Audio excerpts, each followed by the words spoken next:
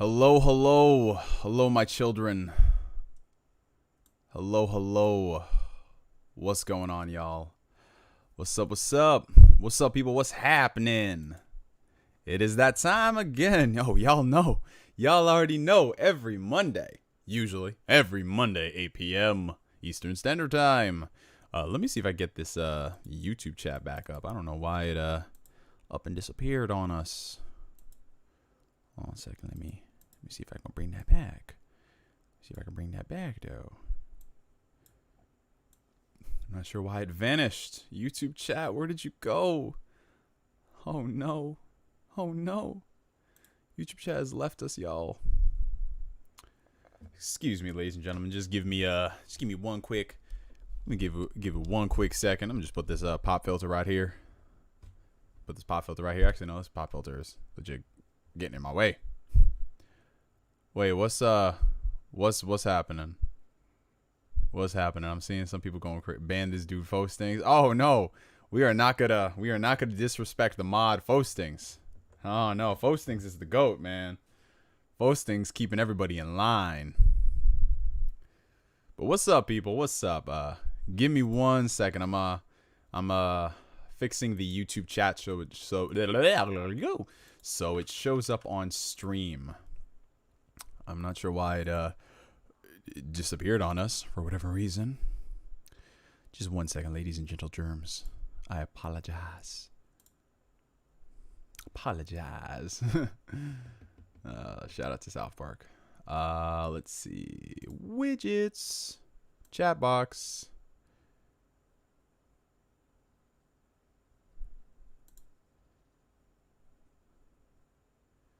All right, let me go back into here.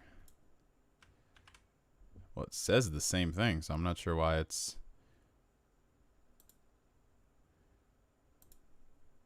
Whoa! Oh my lord. Okay, now it's coming back. It's coming back. It's coming back. Alrighty. There we go. Golly, that was definitely a process.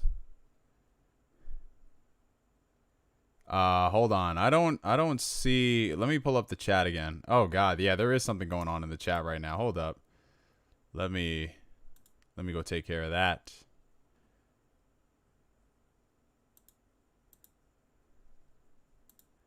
Guess who's back? Back again. Danix is back.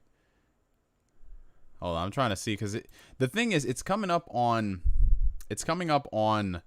the Streamlabs, but it's not coming up on the YouTube chat. I don't know. It's weird. Very strange. Well, I think it's handled for now. Ooh, if it comes back, I'll take care of that because it's weird. Never seen that. But yeah, I can't see anything either get employed. So I have no idea. I saw it. You guys can probably see it on the stream. I saw it in the Streamlabs chat, but then it just disappeared. I don't know. Spooky. Spooky stuff. But hello, everybody. Hello to all the people joining. Hello. Sorry for a little bit of a late start. We just had to take care of some things. Atlanta, what's going on, brother? How you doing, man? Good to see you are alive, my friend. Good to see that, going back to school hasn't claimed you, bruh. We can't. Nathan Drake, I saw it and then it disappeared. Like you could go back. I don't see. Am I going crazy, y'all? I'm not seeing anything. I saw it on the video, but not on the chat. Okay, I thought I was going crazy here, guys. Huh. We can't kick him if we don't see him. Yeah, that's true, folks. Things. That's true. He's still in the video chat. How is he in the video chat, but he's not in the chat? I don't know what to do. Hold on. I know what to do. I think I know what to do. Hold on, I got this. Let me, hold on, guys.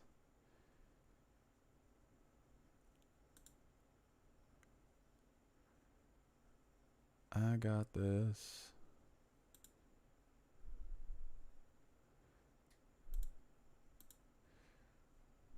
Okay.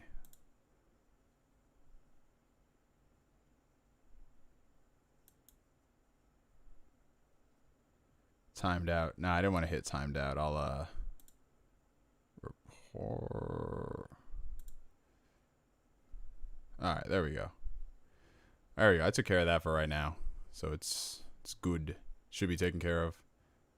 And if something comes back, we'll be alright. Okay, all right. That's taken care of. I could have sworn I gave you permissions on Discord, Atlanta. Let me just do that again.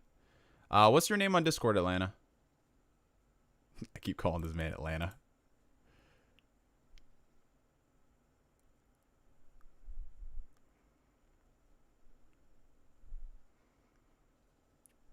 Burnt easy? Okay, I got you. Woo. I got you right now.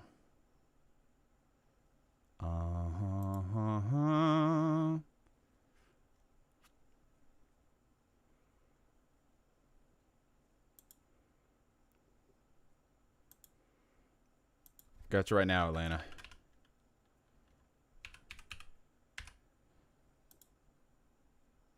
Are we friends on Discord, Atlanta? Let me see.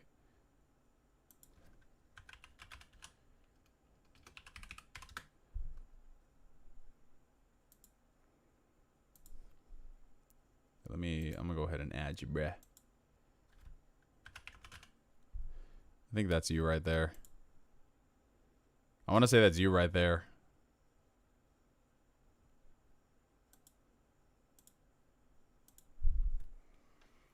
Yeah, that's the nature of YouTube. That's the nature of YouTube. When it comes down to it, you're always gonna run into random trolls. Oh, what's up, Jess?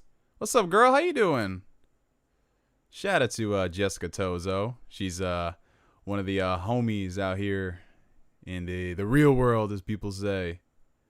Yeah, I got you right now, Atlanta. I got you right now. Hold on.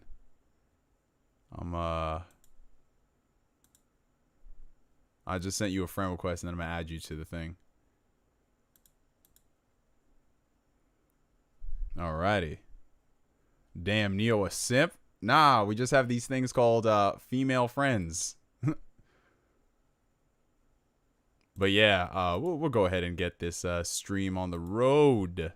It's about that time, y'all. Well, welcome everybody to another fascinating installment of Ask Neo. Ask Neo, for those who are joining for the very first time, is the now regular Q&A series where you guys ask questions and I try my very best to answer them in a timely fashion.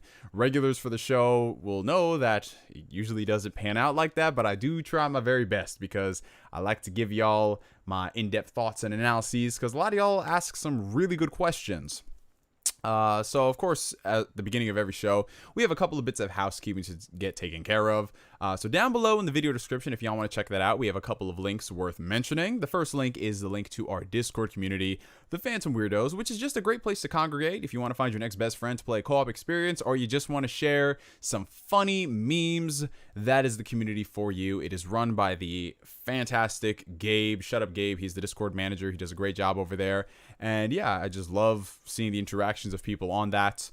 In addition, I have links to my Patreon page down below, which, you know, I keep saying this Patreon is just a way if you guys want to support the channel. It's nothing crazy. Like, I don't gatekeep content. I don't do any of this wild stuff that I see people doing. It's just a way for y'all to support the channel, and then there are some kickbacks you get from it. So at the start of every single one of these streams, I do go ahead and give shout outs to every single one of the patrons in addition to the YouTube members. So starting up with the patrons, we've got Trevor, Amazing JD, Joel, Gaius, Sean, Daniel, 2003 Honda Civic, Snunja, Darius, Jake, Netcrusher, I want to say it's Netcrusher Gaming, got cut off. Yeah, there is Netcrusher Gaming, and then Rich. So shout out to all of y'all on Patreon for supporting the channel. And now moving into the YouTube membership, it functions similar to Patreon. You just get some emotes and you get some badges and things like that. Sorry it's taking me a little longer to get the badges out to y'all. I was just coordinating with my artist, and you know, he had to take some downtime because he wasn't really feeling too well, and then things kind of got lost in the shuffle, but work is getting done on that, I assure you. So going ahead and doing all the shout outs. If the YouTube thing wants to open today, thank you very much, YouTube. Thank you very much. So shout out to all the members that we've got over here. Some of them are here on the channel right here. So shout out to Dimwit Monkey, Marcus Doyle Terrell, Fostings. Fostings is one of the mods. Daniel, Colin, my boy. Hudless Details, Slipsy CE, Burnt Easy, and Etmon. So shout out to all of y'all on the channel. I appreciate your support. And yeah, without further ado, that's all we really need to do as far as housekeeping is concerned. So it's basically a free flow, free form Q&A, y'all. You guys ask me questions. I try my best to answer it. Like I said, you know, there are some things that I'm going to spend a lot of time talking on if they're interesting topics, and others I might just give, you know, quick answers if it's just something very serious. So yeah, without further ado, let's just go ahead and answer some questions. All right, and first things first, shout out to everybody in the chat right now. Thank y'all for coming to the stream.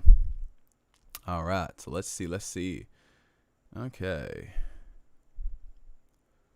let's get some questions up in here. All right. Oh, y'all are arguing about consoles and being racist over consoles? Come on, y'all. How old are you? 12? Yeesh. That's good to hear, Jess. I'm happy to hear that. Nursing school, that's definitely a process, but you got this. If there's anyone who's well equipped to handle that, it's the homie Jess. So shout out to you, Jess. People are asking if I've seen DC Fandom. Yes, I have in fact seen DC Fandom. I actually watched it over the weekend, and I did a little bit of a video recap, just talking about a couple of things that I found interesting, because there were some things I liked. But overall, I gotta say the event was great. Of course, there were some things that they really couldn't give too much information on because they haven't even started production on them. But the things that they were farther along in, I appreciated. Like, of course, the Batman was the major highlight for me, and I did a whole video talking about that, so I'm not really going to regurgitate that as much. What is going on down over here? What is this? Oh my god. So yeah, there was like, I don't know how a shirt got stuck in this little drawer where I keep like old VHSs, and I was looking for that shirt for a while, so I don't know. But yeah. So how's everyone doing? I know some folks have gone back to school already. How's that process been? Some of y'all are doing full digital. Some people are doing hybrids and all that stuff. How's it been?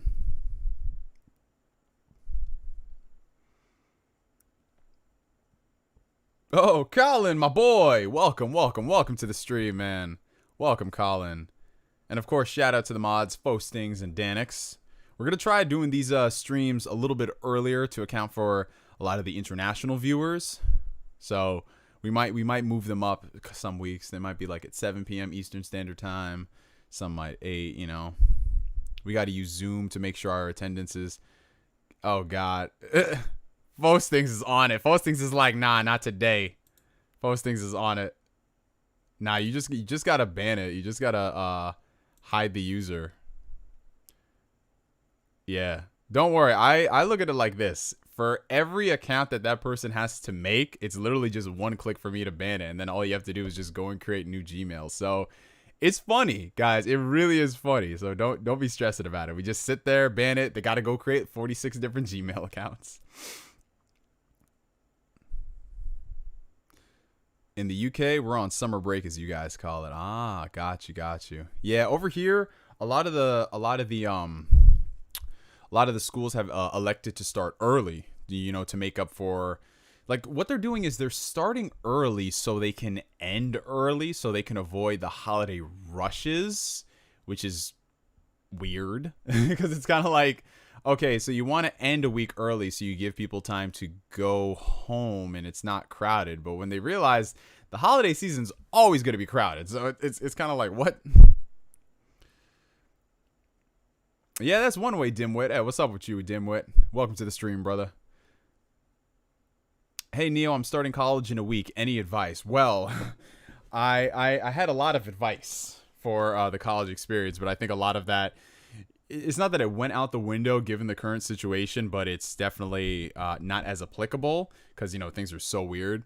But my biggest advice when it comes to college is, well, my number one biggest piece is just don't stress the experience. Don't do it. As much as a lot of people say, you don't have to have everything figured out in your first year of college. There's some people I know who literally changed their major halfway through and then they ended up going into their dream career or things like that. So just don't stress the experience. I know they're going to say all these things, to overwhelm you, but just take it one day at a time. Go at a steady pace. If it takes you 5 years to graduate for a 4-year degree, that's okay.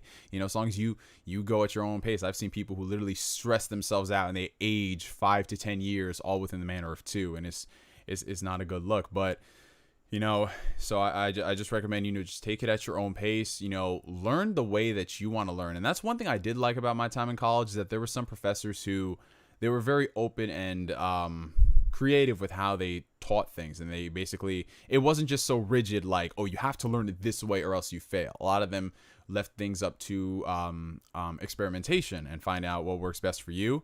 And if you can stay on top of things as much as you can, go ahead and do that.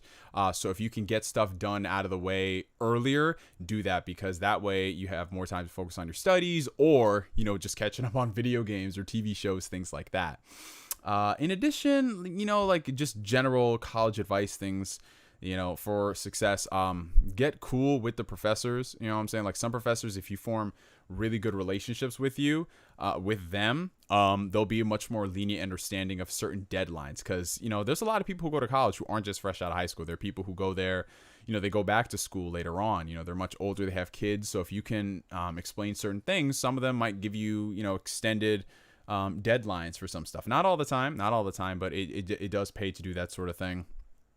And that's just some basic advice. I know people are saying, well, someone's saying here, oh, just don't go to college. If you go to college and you don't major in this, that, and the third, it's not worth it.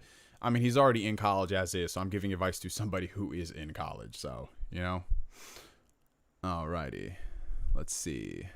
Thanks, won't have much time for gaming though. Had to cancel my World of Warcraft subscription because I need to focus on school. Oh yeah, Jess, I understand that completely. Ever since I went back to work at both of my jobs, my gaming time has been kind of limited because I just need to get myself into the mindset to play certain games. You know what I'm saying? Like I can't come home from work and play something like The Last of Us. I have to mentally prepare myself to play that game. And just in general, you got to manage out your time. Some things are going to take priority over others, and what a lot of people don't realize is that in a person's life, gaming might not come first to them. It might come second or third to other things such as family and their health and well-being. You know what I'm saying? Like we're here for a long time, not just a short-term good experience. How can you still be racist in 2020? Does he not realize we're all humans? What an uneducated, sad life. Get employed. I appreciate you, brother, but some people like that, you just gotta block them and let them go on their dumbass way. That's it. Because you're never, like, when I see a lot of people saying we gotta fight racism with love, I'm just like, no, because you're literally equating that you need to fight racism. You're putting it on the same equal level pedestal as love. No, you don't do that. This isn't a Disney cartoon. You just don't give those people the time of the day. If they come up in your face about that, oh, you gonna handle that. But if it's something on the internet, just don't entertain it. Just block them, move on. You know what I'm saying? Because that's not a conversation worth having. Post things is like, don't worry about it, bro. I got this. That's just always been the funniest thing with me. It's just like people go around saying we need to understand racism. We need to understand why they do this. I'm like, no, we don't. No, we don't. The racist pricks have always existed, and they will always exist. I need a gaming space to game. Gaming isn't as fun to me, and having a space to do so makes me focus more on what I'm playing. Well, that's the thing. That's where that was the rise of the man caves, And that's something I definitely do want to do when I move into my own house. I do want to have a dedicated entertainment room, have like a nice projector, nice couches and seats and, a gaming setup for that sort of shtick. Because I'm not going to lie, sometimes, because I do most of my gaming. Like this is right here is my command center. I've got my computer situated, all that stuff. My entertainment setup is over here. I've got my TV and my consoles. So for me, it's literally all one room. But I know if I go into a gaming room, I'm literally just going to be doing that. When I'm here, I just get so like, I want to work on YouTube stuff and do that. Or, I want to watch a Netflix show. If I'm in a gaming room, it's just like, no, we're going to game. We aren't watching Netflix. We can watch Netflix in the bedroom. Let's see. Oh, that's awesome, Corey. Oh, shout out to Corey Gryffindor. How you doing, brother? Yeah. For me, guys, I know a lot of people like to ask, hey, Neo, do you play any MMOs? I don't play any MMOs, y'all. Not consistently, anyway. I spent a lot of time playing Final Fantasy XIV a few years ago. I put a couple hundred hours into that because my boy Tundex, he was really big into it. And I got to say, like, for a person who had no MMO experience, like, well, I played Guild Wars 2 for a little bit, but not to the extent of Final Fantasy. That game was just freaking amazing. You know, there were some growing pains. I'm not gonna lie. Like in the beginning of the game, you know, doing A Realm Reborn and then doing the patch content, it was not the most interesting stuff in the world. But once you get to the expansions, holy shit! And some of the storytelling in there, and I'm not completely caught up, but the storytelling in that is legit. I go so far as to say the best in all of Final Fantasy.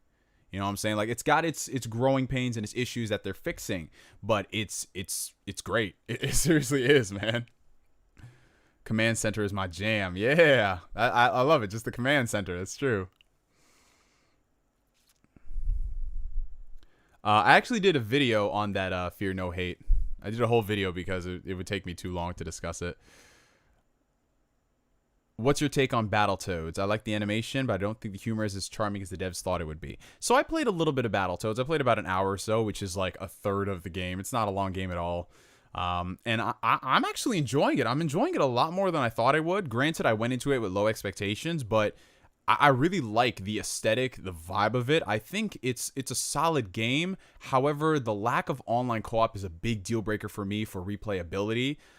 Yeah, having couch co-op is great, but realistically, you know, couch co-op sells more on the Switch by comparison to the other systems. So no online for me. It's like I'll beat the game and that's it. The combat system is fun. I like that. I do love the humor of it as much. I don't love it as much as a lot of other people, but I think it's great.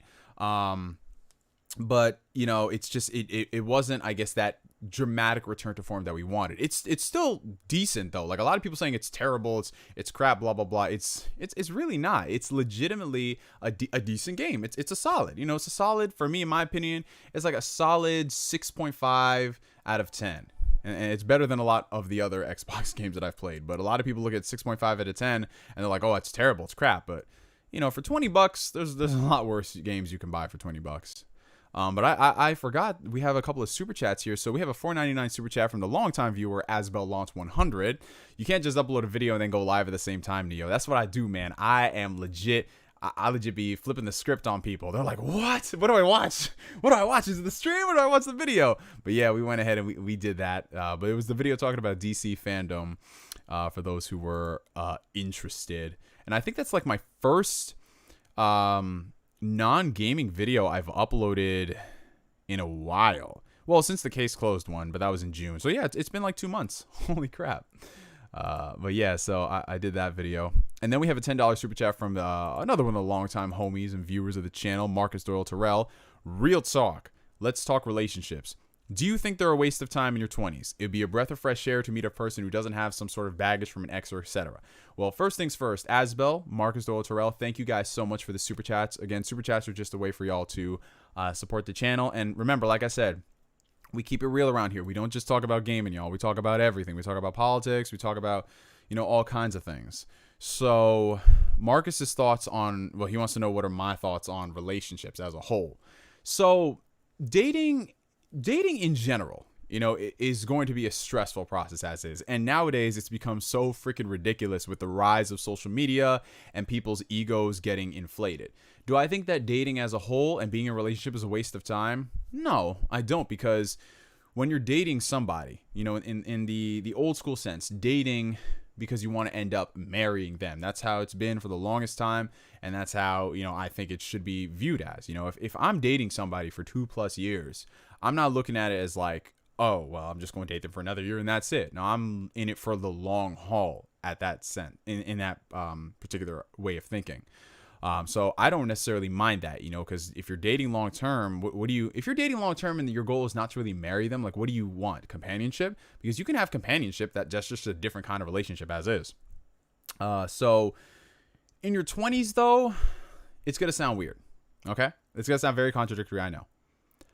don't prioritize on being in a relationship in your 20s.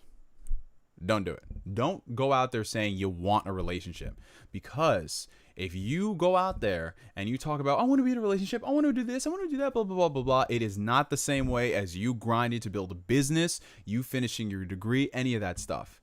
Because when you're in a freaking relationship, it's just another beast entirely. You cannot apply like the same logic you would to like rise and grind, all that shtick, run a business, blah blah blah, as you can in a relationship, because relationships are some of the most run around type of mess with your brain sort of shtick, man.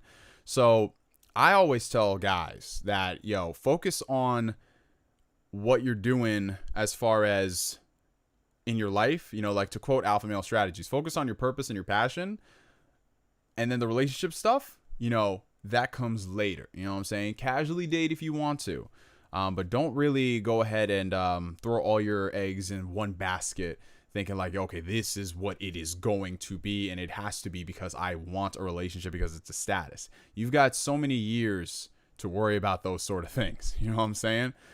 So when people who are like 17 years old, we're talking about stuff, like, oh, I was just blah, blah, blah, blah. I'm like, you haven't really experienced much. You know what I'm saying? That's not to say that you can't date and get something from that, because it's good. It's a learning experience. You figure out what you like and what you don't like when it comes to certain people. And, unfortunately, a lot of those experiences do come with getting hurt, as messed up as that sounds. But, there's a lot of good stuff to come from it. You know what I'm saying? Like, you can have genuine enjoyment. I just always say, don't bank on that. Like, don't bank on you having to run into a relationship because you want it just for the sake of, because you're going to start going into situations where you think you like this and you really don't. And then you pick the wrong person and then you have a kid with somebody. It's just terrible. Now, for the second part of Marcus's question, it would be nice to run into somebody who doesn't have any type of toxic behaviors and stuff like that. Honestly, Marcus, that gets harder as you get older, bro. As you get older, man, listen, trust me on this, man. Because I don't know how old you are, Marcus, but, when you get older, bro, people just come with baggage. They have multiple, especially if they've been dating, they have multiple exes. They got kids. They got, like, so much stuff, and it sucks if you're going into it, like, with no baggage whatsoever. Because baggage in general is okay in a relationship, because we all go through shit. We all deal through stuff. But when you have somebody who has like a crazy rap sheet of stuff, it's a different conversation where, it's all about the person who you are now versus then, and then literally their baggage affecting all the stuff happening in the relationship now. That was in my last relationship. My significant other, she had a lot of baggage, a lot of stuff that she thought she had gotten over, but, she didn't, and it was really driving a wedge in our relationship, and it got to the point where I just had to end it, because it was taken away from the stuff that I was looking forward to in life when you just had that sitting there in the back. You know what I'm saying? And it's an unfortunate thing, man. I mean, it really is. So above all else, focus on you. Focus on becoming the best version of you possible. And then all that relationship stuff, it'll come with time. But the cool thing is, and again, I always quote alpha male strategies, because alpha male strategies, even if you're not about, what he's trying to do, what was his quote? He used to say, he used to say this like back in his more savage days. He was just like, what was his quote? What was it like? I think he said like, dick these women down in submission or something crazy like that. But the root is true. When you're focusing on your purpose and your passion, and you have an abundance mindset of things where it's literally like, okay, well, yeah, I'll focus on this and I'll worry about a relationship later. You good. You know what I'm saying? You don't got to worry about like, oh, this girl's not texting me back.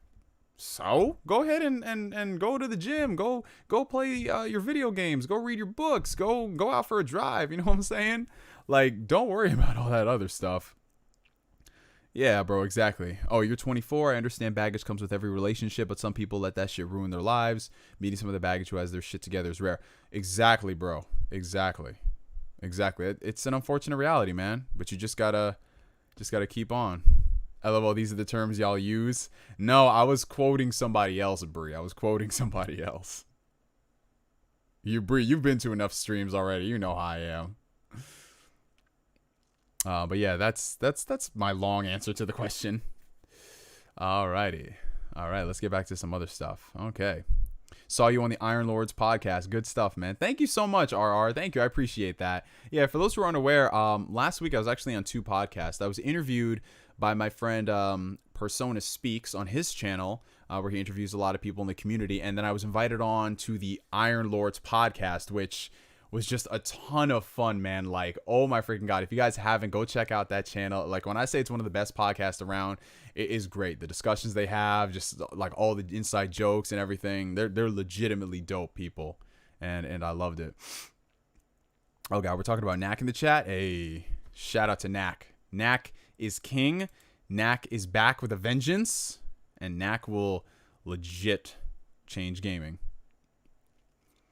All right, let me catch up to some of these questions. I just find most people of the opposite gender my age pretty cringe and annoying. Yeah, that goes back to what I was saying earlier, Stanky Nerds. In the rise of social media, when you have someone who's just so entrenched in that, they're all going to be cut from the same cloth, whether it's guys or girls. You know, all the guys are literally just going to be the wannabe thugs, or they want to be fuck boys and all that shit. And then you have the chicks who are, you know, the same shit. So, you know, you just got to...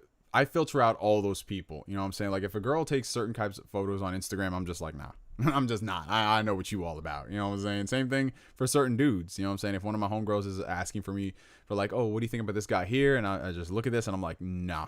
He's going to play games with you and blah, blah, blah. But, yeah. Oh, everybody's asking about that Neo podcast. Oh, yes, y'all. The Neo podcast is going to be making its debut before the end of the month. It was supposed to come out on the 14th, but I got kind of sidetracked with in real world job stuff. But it is going to be coming out later this week. It's going to be launching first on my Patreon page. And then a few days later, not long, it's literally just going to be 3 days later, it's going to be coming out available for everybody in the masses. I haven't really worked out the idea of what the podcast is going to be long term, but it's literally just going to be me getting on here with this microphone, talking about some of the stuff that happened in all types of the worlds, you know, gaming, anime, manga, speaking on it, in addition to just talking about my personal life. It'll probably be like an hour-long show. I'll do that maybe every other week. And yeah. So it's going to be something like that. Eventually, I might dive into like getting certain guests on to speak on particular topics and doing stuff like that. But it's going to be a very, very like chill type of podcast. You know what I'm saying? Currently listening to this while drawing. Oh, that's awesome, Links. I appreciate that, y'all. Let me know, what are y'all doing when you're watching this stream? I know some of y'all cooking, driving home. Some people might be masturbating. I don't know. I'm just being real. Y'all know this. But let's see. Jessica says, not saying you can't marry your high school sweetheart, but don't. Yeah, I'm gonna have to focus on. Honestly, that is true, Jess. I'm not saying it can't happen, but statistically, very low chance. Oh, I thought it was a different podcast. No, Marcus. That podcast is still coming, but you remember what I told you in the DM. It's just been hard to coordinate them, but it's working. We're just trying to iron out the dates. Oh God. Okay, so Alan is asking, Neo, do you have any stories about bad friends or influences? Well, here's the thing. I'm sure I give off that vibe of being a very social person and things like that, but I keep my circle of friends very small. Like the people who if I call you a friend, you know, you are a ride or die to me. You know, everybody else, to quote my boy Blackbond, is an NPC. So if I call somebody a friend, it actually means something. And this is somebody who legit, if they call me 3 a.m. in the morning, I'm in my car, I'm going to go help them. You know what I'm saying? So I keep my circle of friends very small by comparison to most. And, you know, I've never really been in a situation where, because you notice how like a lot of people on like social media, when they're talking to like their friends, they always go through drama and they always say like, oh, I'm cutting people off and this, that, and the third. I don't have to do that because the people I go, like I fucks with, you know, we're all adults and we don't go through that perpetually 23 mindset of that whole shtick. So we all keep the same energy. You know what I'm saying? Like, even if they're not as upbeat and bubbly as me, you know, we hold each other accountable, which is what I think is really key and crucial in all my relationships. Because if, you know, because I'm not perfect. So if I'm ever, let's just say, acting out of line and maybe I don't think about it at the time, one of my friends will check me, and I never take it as, yo, this is disrespectful. How dare you do that to me? You know what I'm saying? Because I am not a saint, and I don't pretend to be, and I'm glad that I have people in my life who are able to do that for me. So I've had friends check me on certain things, and of course, sometimes we get into like disagreements, and oh no, this is what I actually meant, and blah blah blah, and that's fine. But for me, it's just I have a whole lot of acquaintances, but only a few friends. So I don't necessarily have experiences with friends who do that. I have a lot of experiences with acquaintances who do fucked up shit. Oh yeah. And that's why they're not friends. So I don't give them the energy. You get what I'm saying? Oh god, we talking about Black Bond since I mentioned him. Yo, Black Bond, shout out to Black Bond. That's my homie right there. A lot of y'all don't know the real Black Bond like I do. I talk to this dude damn near every day. Black Bond's dope. He's legitimately funny, man. That's my dude. I've known him for years. Oh, everyone's saying Neo get on the Spawncast. That'd be dope. I love Spawn Wave. He's great. And if y'all want me to be on the show, just tweet him. That's how the whole Ryan McCaffrey thing happened.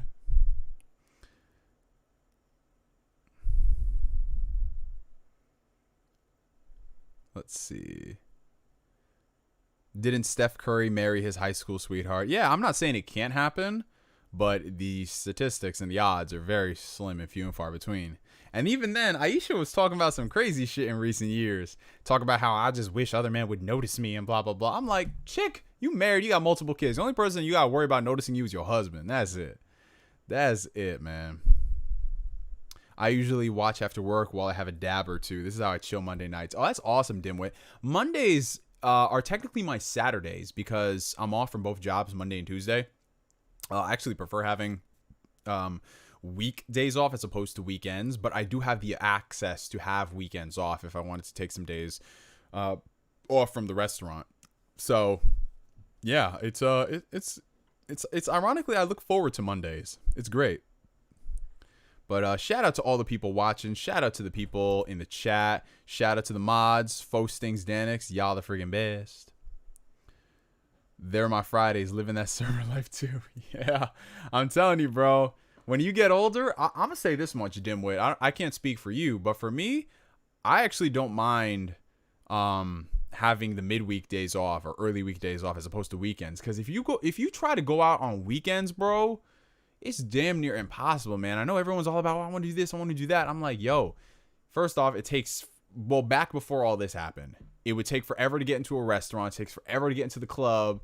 You're always waiting on something. There's always traffic. Whereas during the week, yo, that shit is empty as hell. That's why some of my favorite days off, I used to love having Thursdays off because, I'm a big movie junkie. So I'd always go to the movie theaters and catch those 6 p.m. showings, man. Loved it, man. Loved it. I like working the weekends. That's when we're busy. Yeah. Oh, dude, exactly. That's because, I work in the restaurant industry.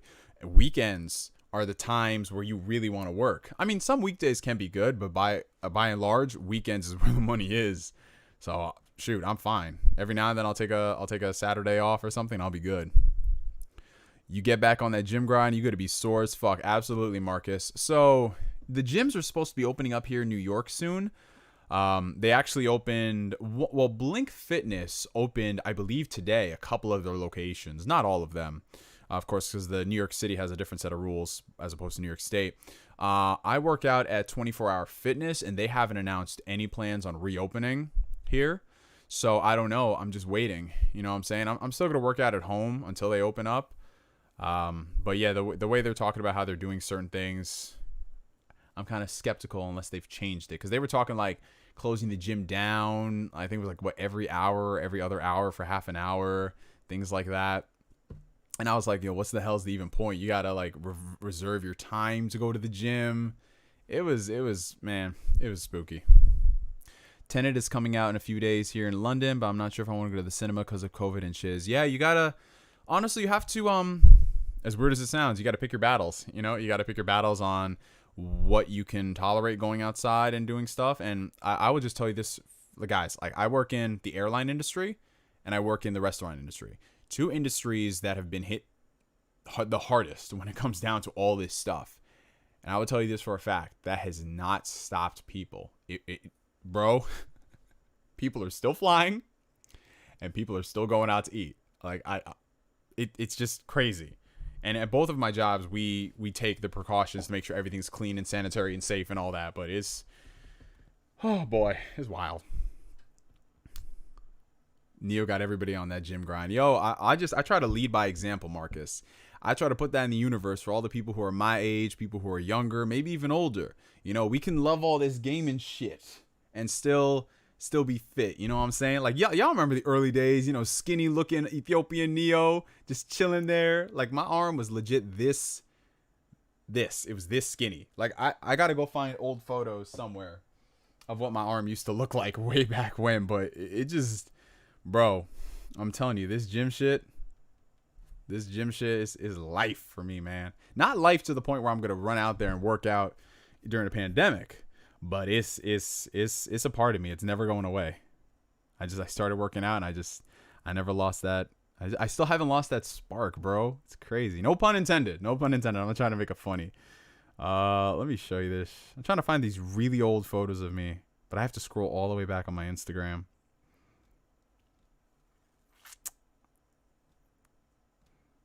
Trying to find it.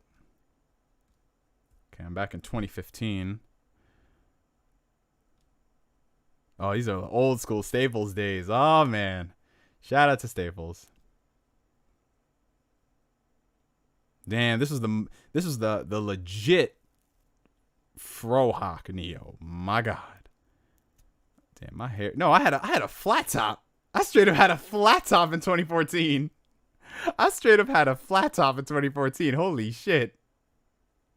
Yo, what was I thinking? Holy shit. I had a whole flat top, guys.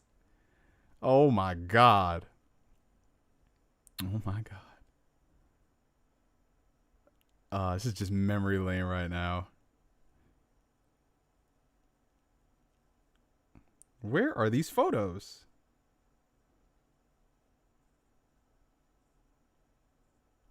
Ugh, I don't even know.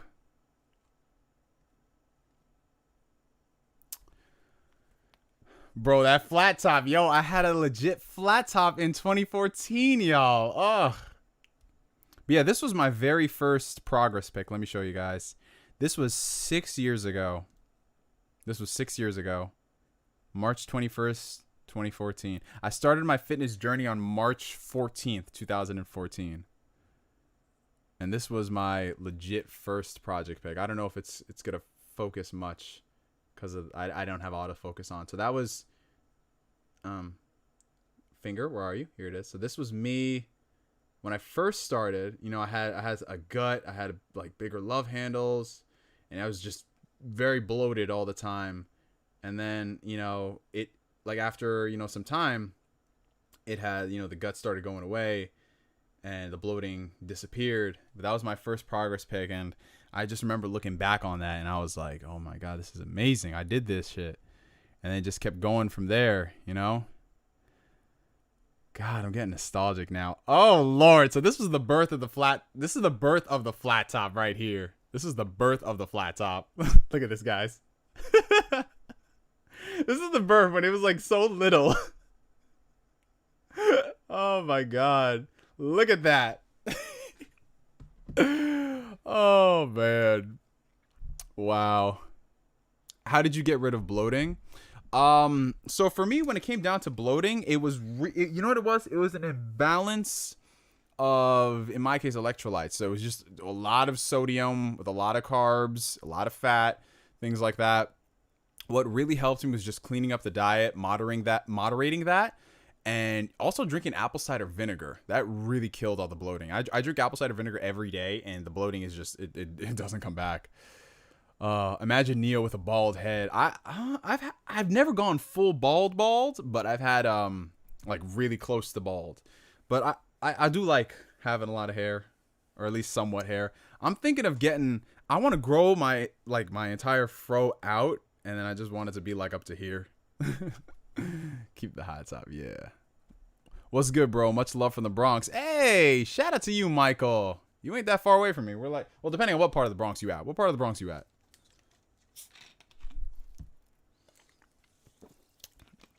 Oh, we got a lot of good questions here. I'm sorry, guys. Hold up. Hold on. Would you consider your current diet of food expensive? Not really. I mean, because I don't really eat out. I eat out maybe once a week, if that. So the money I spend on food is much cheaper in the long run than eating out all the time. So I don't think it's expensive. Is it expensive by comparison to a lot of the processed things you buy at the grocery store? Yes. But the thing is, I'm not like one of those Whole Food shoppers and I go ahead and I buy all this expensive stuff like a green apple for $5.79, crazy shit like that. But I do take quality in the food that I eat and what I put into my body 95% of the time. Because I am real, and that 5%, I love my funnel cakes, I love my churros, I love my freaking chicken bacon ranch pizza. You guys know me, I love sour candy. So 95% of the time, it's good. It's good. Home foods may be better. Oh yeah, just because you know what's going into it and you don't have any of those like hydrogenated oils, things like that. I just spent $76 at a Jamaican restaurant, and even the workers there told me I should be spending that money in groceries. Well, damn, bro. I'll never be spending that much at a Jamaican spot. I will say this, though. Jamaican food be slapping, though. Shoot. Jamaican food, Dominican food. Bro, my manager yesterday, she had herself some oxtail. Yo, I almost stole that dish. Bro, oxtail's the shit. Do you have any pet peeves when you go to the gym? Well, I'm a pretty chill dude, Marcus. So nothing really bothers me too much. I will say this. I can't stand gym bros and the Instagram fitness model wannabes. Like those two people, they're the exact same person. And I can't stand them. They get on my freaking nerves. Because you've got this one chick who's literally she's taking up a whole squat rack. Literally just taking photos of her ass. Like she's just going like this and that. And I'm just like, what the fuck are you doing? Do that shit in the locker room. And then you have the gym bros who legit will use like 4 different pieces of equipment that are spread all across the entire gym. And then if you have the nerve to go up to one of them because you think it's empty, he's just like, nah, bro, I'm quadruple setting this right here. You know what I'm saying? Because I got this and that and everything. I'm like, bro, it's not that serious. You know what I'm saying? But again, all these dudes are just roided up gym heads. So they just think like, yeah, I got to get all this, in the span of 45 seconds and blah, blah, blah. Those are my biggest pet peeves. You know what I'm saying? People who just are so into that stuff. They're all about the gym life. They don't re-rack their weights. They leave shit a mess. You know what I'm saying? Like, people who do stupid exercises on machines when you literally could be doing something more effective in half the amount of time. Those are my biggest things. Shout out to Fostings and shout out to Danix for doing such an amazing job modding. Are y'all still talking about this console war shit in the comment section? My God. Neo, what's your opinion on the Leafy is here situation? So I haven't been following that. I know some people have been making videos on it. He got banned. Did he get banned for doing something? I legit have no idea, so I don't want to speak on something I have no idea.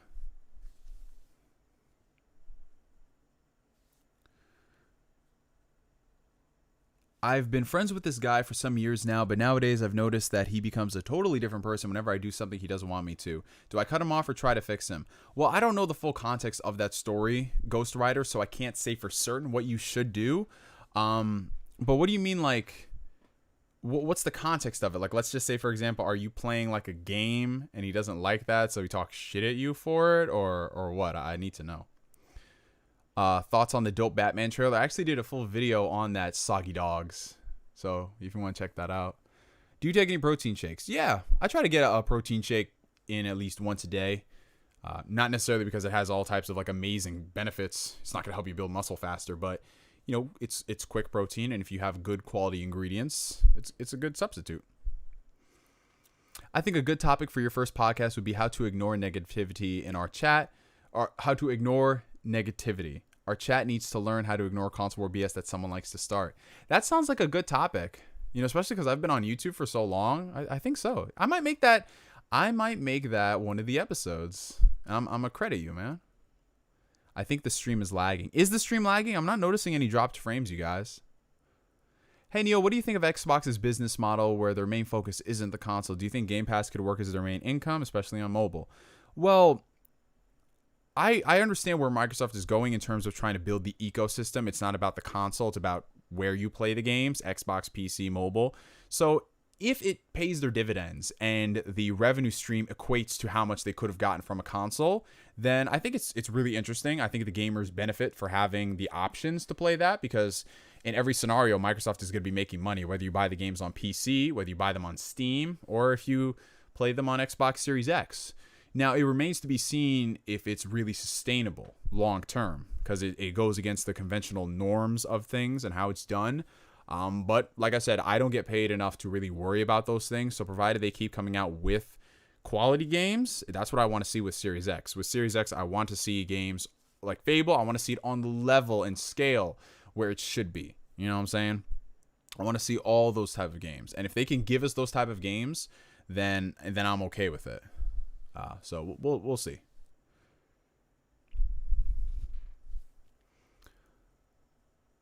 Do you remember that question about God and free will, the one you said you would answer today? Yes, I do remember that question. I actually started typing out something for it because I knew if I didn't put it to paper, I would forget about it throughout the week because so much stuff happens. So I typed out a little bit of a response, but I haven't finished it yet. That's the thing, unfortunately. Hey Neo, is random encounters like the old Final Fantasy games an outdated mechanic? Does all JRPGs need to have visible enemies like Persona 5 and Dragon Quest? Me, myself, and I don't necessarily mind it, but I do prefer visible enemies. Random encounters just be getting on my nerves, man. Because literally, it's just a case of, yo, if you screw something up and you have like 2 health and you have poison on, random encounter right when you're supposed to get to the next area that has a save point. I'm like, bro, what?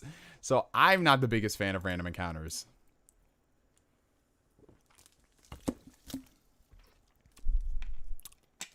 What modern games still have random encounters, though? I'm trying to think, because most of the JRPGs I've played, with the exception of like 1 or 2, they have visible enemies. For example, I don't want to live with him for personal reasons I've explained, but he still takes it personally. So in situations like that, Ghost Rider, you just got to assert your dominance and be like, no, I just don't want to do that. Because if he's a genuine friend, he'll understand, and it might sting, but certain things, he's got to realize that, yo, this is your life too, and you can't be dragged down by certain things. And as y'all both get older in life, you'll realize a lot of situations are like that.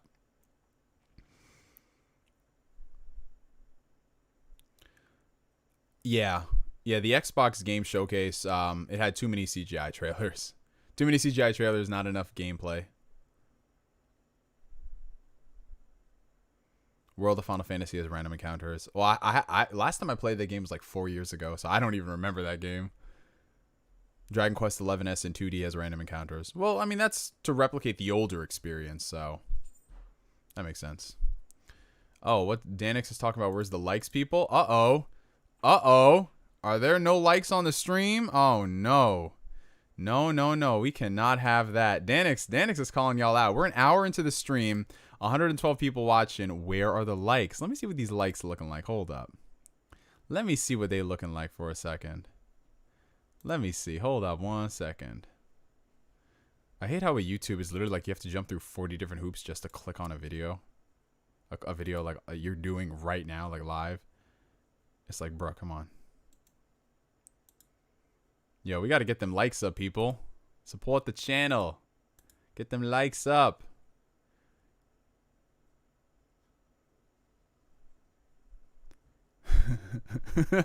Oh, nah, y'all know I ain't too serious about that. But you know. But you know how it is. You know how it goes. All right. Who doesn't like as soon as they join? Rudeness. Hey, I do the same thing, get employed. The second I get there, I just come in and it's like, boom. Have you ever watched One Punch Man? Yes, I've seen One Punch Man, and unfortunately, I've seen One Punch Man Season 2. Let me be a guest on that podcast. Hey, who knows, Jess? We could set something up. Why not? Why not? That would be fun. Yo, Versatile Plays. Welcome to the stream, brother. Welcome. Greetings from London, Neo. Greetings from the U.S. I've been watching your channel since I was in school through multiple accounts. I've settled on this one, though, so I'm glad you're still going. Oh, appreciate that. Thank you so much. Yeah, that's one thing I do love seeing. I love seeing a lot of people seeing how like they keep accounts and then seeing them with different accounts, but I know it's still the same person just based off the way they just the way they talk. So it's awesome just to see y'all. You sound like those streamers who try to get attention by calling out the people who don't sub on Twitch. Now, see, the difference is I don't shut down the stream if it doesn't hit a certain amount of likes. I'm just saying hit the like button because that's how you support your content creators out there. That's how you spread the videos out there. And it's free too. I'm not trying to sell, yo, y'all got to subscribe. You got to donate, blah, blah, blah. Nah. Silverwolf, what is up? Where is Nintendo? Yo, that is a very good question. That is a very good question. Nintendo, they just be, bro. I love how we had such high hopes for 2020 this year, and they're like, nah, fam. Y'all, all you're getting is Animal Crossing and a lukewarm Paper Mario. What's that? You want new games? Here's Pikmin 3 port for $60. Oh, boy. It's hard being a Nintendo fan at times. It really is.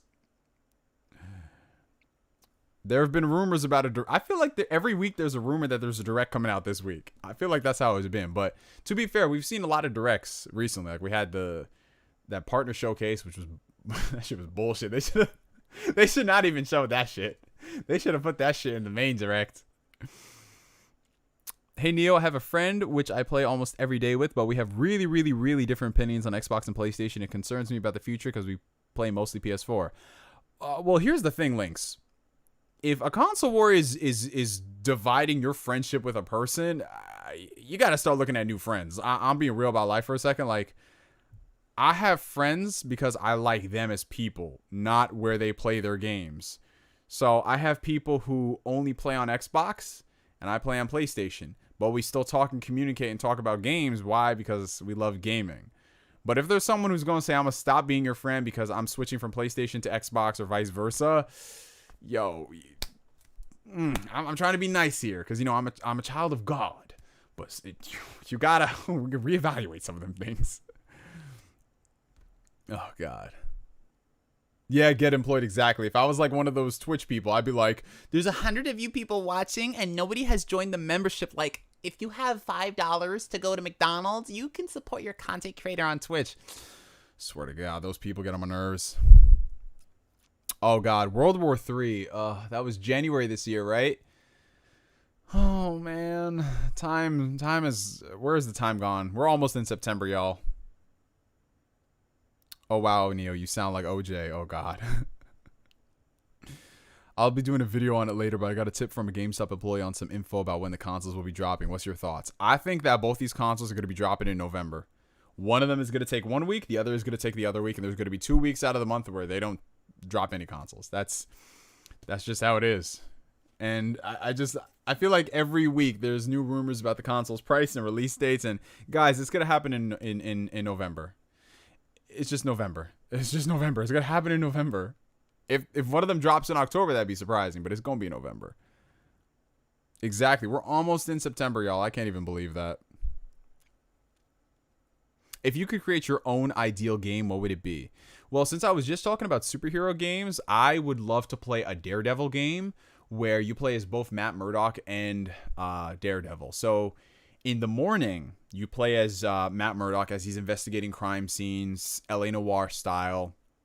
And then you go into the trials, and it's kind of set up like Ace Attorney.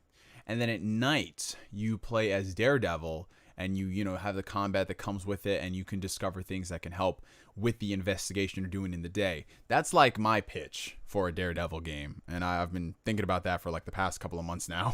I would love that. Because it's really never been done to that degree.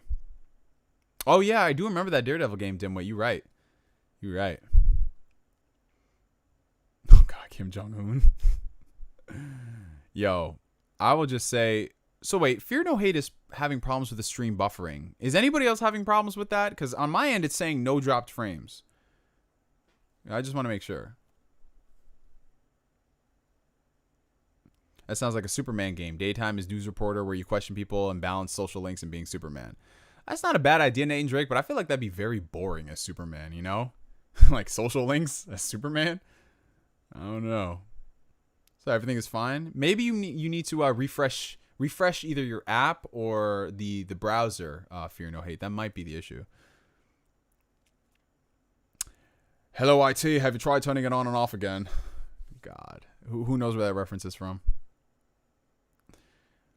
I must have been over the console wars back then. I buy all the systems. Yeah, folks, things. I'm literally, if I'm not, listen, I'm not saying people need to run out there and buy all the consoles, but for me, it's like exclusives matter, and there are going to be games on consoles that I want to play. So that means I need to own the system, and I'm okay with that. But people, console wars are just like sports. People get way too into the sports shit, and they start beating each other up over teams and all that nonsense. It's just acceptable with the modern things going on, like, oh, well, it's okay if people are crazy over this sports team, blah blah blah, because it's been entrenched in society. Advice about getting in touch with a friend who has blocked me on everything. Should I make a new account and try to get in touch? He blocked me because of another guy, and he still likes me, if I remember correctly. What? No. Listen, all right, child of God mode off. If that person is as much of a bitch that he still says he likes you as a friend, but he's going to block you to appease another man, that's some bitch-made behavior. I'm sorry, Ghost Rider. I am so sorry. They need some growing up to do. Yo, what's up, Neo? Just checking in to say hi. Have fun with the stream. I'm finna go watch the Lakers versus Blazers game. See ya. Oh, I appreciate you, Issa name. You know, one of my coworkers, his name is Issa Ball. And we always used to say, because he's from Senegal, and he still has his accent and everything. So we always used to say, yo, Issa Ball in the building. I miss that guy. He's on, he transitioned to seasonal, so he only works a couple months out of the year. So, are you single? Yes, as of this stream, I am single. I've been single for like the past month. Are you upgrading your TVs for next gen? Yes, even though I did buy a new 4K TV, I do want to get an 120 hertz one, but I'm going to wait for the technology to progress so they can get like all the kinks ironed out so it has less latency and it becomes cheaper. So I'm going to wait like 2 years before I buy another one, and then I'll just move this TV. I'll give it to somebody else. Any tips? I'm trying to focus on schoolwork. My biggest piece of advice is just the same logic you use and you apply it to video games and things like that. Just focus on that. Think about a plan of action on what you want to do as far as the work is concerned.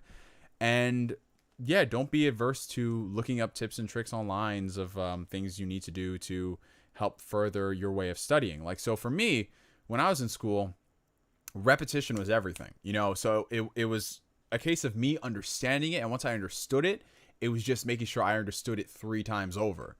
So that's what really helped me. Like repetition with the understanding of it, because there'll be times where I understand something, but then I just forget some of the subtleties of it. And then once I started like going through my head multiple times, I'm like, oh, okay, I got this. If you could choose your sponsors on your podcast, who would you go with? Well, I'd want to be sponsored by things that I use and things that I think everyone could realistically enjoy. So let me see. So things that I use nowadays, like microphones. So if Samson, not Samsung, Samson wanted to sponsor me, cool, because I use Samson's microphones and I really like it. If HyperX wanted to sponsor me, I'm cool with that because I've used this HyperX headset for a year and it's really good. I bought one for my brother. He likes it. I mean, I don't know. Like, what else? I'm saying? This stream is sponsored by Pornhub. Hey, why not? Pornhub, shoot, go ahead. Go ahead. Sponsored by Persona. Oh, God. Why does DC hate Superman, though? Because DC, they cater to the worst type of critics when it comes to Superman, because there's this ongoing meme that Superman is not an interesting character. And at the same time, DC will pimp out interesting stories with Superman, and then they'll say that Superman is not an interesting character to work on in the movies. It's dumb, and it's terrible, and I hate it. I have the same headset. It's nice. Yeah, I'm not even going to lie, y'all. So I'm very particular on my gaming headsets, or just headsets in general, because I've been through so many. I had Turtle Beaches back in the day. That shit broke in less than a year. I had this other gaming headset. That shit ended up breaking. But it was really cool because it had this software where it can augment your voice. So when you were speaking with the headset, it came out as something else. Yo, it was so trippy. I think it was like the Tactic 3D Alpha something. It was dope. It was so cool. But I wanted to get like a good headset that wouldn't break the bank, and it'd be decent. And I found these are the HyperX, what are they, Cloud 2s? Yeah, the Cloud 2s, great build quality. I've had this for a year, more than a year now. They work just fine, decent mic quality, comfortable for extended sessions. So they're cool, man. And for $100, geez, man, seriously. I just joined and I heard Pornhub. What did I walk into? Well, you know what, Julian Harris? This is exactly what you think it was, bro. Welcome to the stream, man. Good to see you. Oh, God, I would love a Superman game. Ugh. Imagine playing super fast and taking advantage of the PS5 SSD. Nathan Drake, can we talk about something that's not related to PlayStation or Xbox? Why hasn't DC made a Wonder Woman game? Because DC's convinced that only Batman sells. Where's my Man of Steel 2? Your Man of Steel 2 doesn't even exist in the multiverse, bro. How would a Superman game work, though? Well, I don't know. I don't know how it would work. It just takes an interesting person to make it work, and then we're just like, oh, that's the formula. You know what I'm saying? What's the biggest size of TV you would game on? Probably 75 inches. Because right now I game on a 55-inch, and that's pretty nice.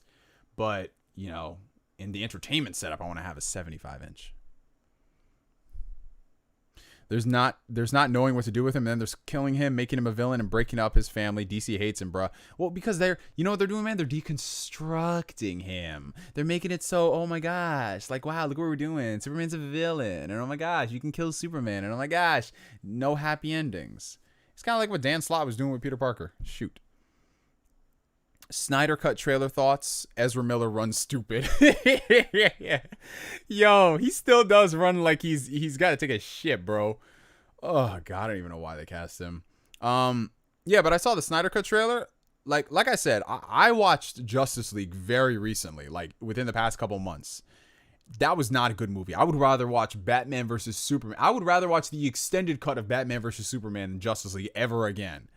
So the Snyder Cut, I think it's going to be better by default. Like, there's no way it could be worse. Now, could it still be a waste of time? Yes, because it's 4 hours long. They're making at that point, they might have just, like, yo, they could have done Man of Steel, Batman vs. Superman, or two movies before they even got to freaking... We could have had, from those 4 hours, they could have taken 2 hours, made a Batman movie before Batman vs. Superman. Instead of being Batman vs. Superman, it's Batman/Superman, and then have them team up and work together. Then we could have got a 2-hour Justice League movie. Like, why is this shit so hard? Pause.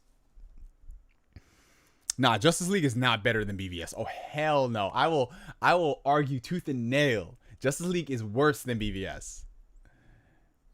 Wasn't the Avengers movie like 3 hours long? Oh, it was. But remember, Bree, that was the culmination of 10 years. So they kind of earned the 3-hour runtime. With Justice League being 4 hours for no reason, that's like, why? You know what I'm saying? Are you looking forward to Black Ops Cold War? How do you feel about Call of Duty as a whole?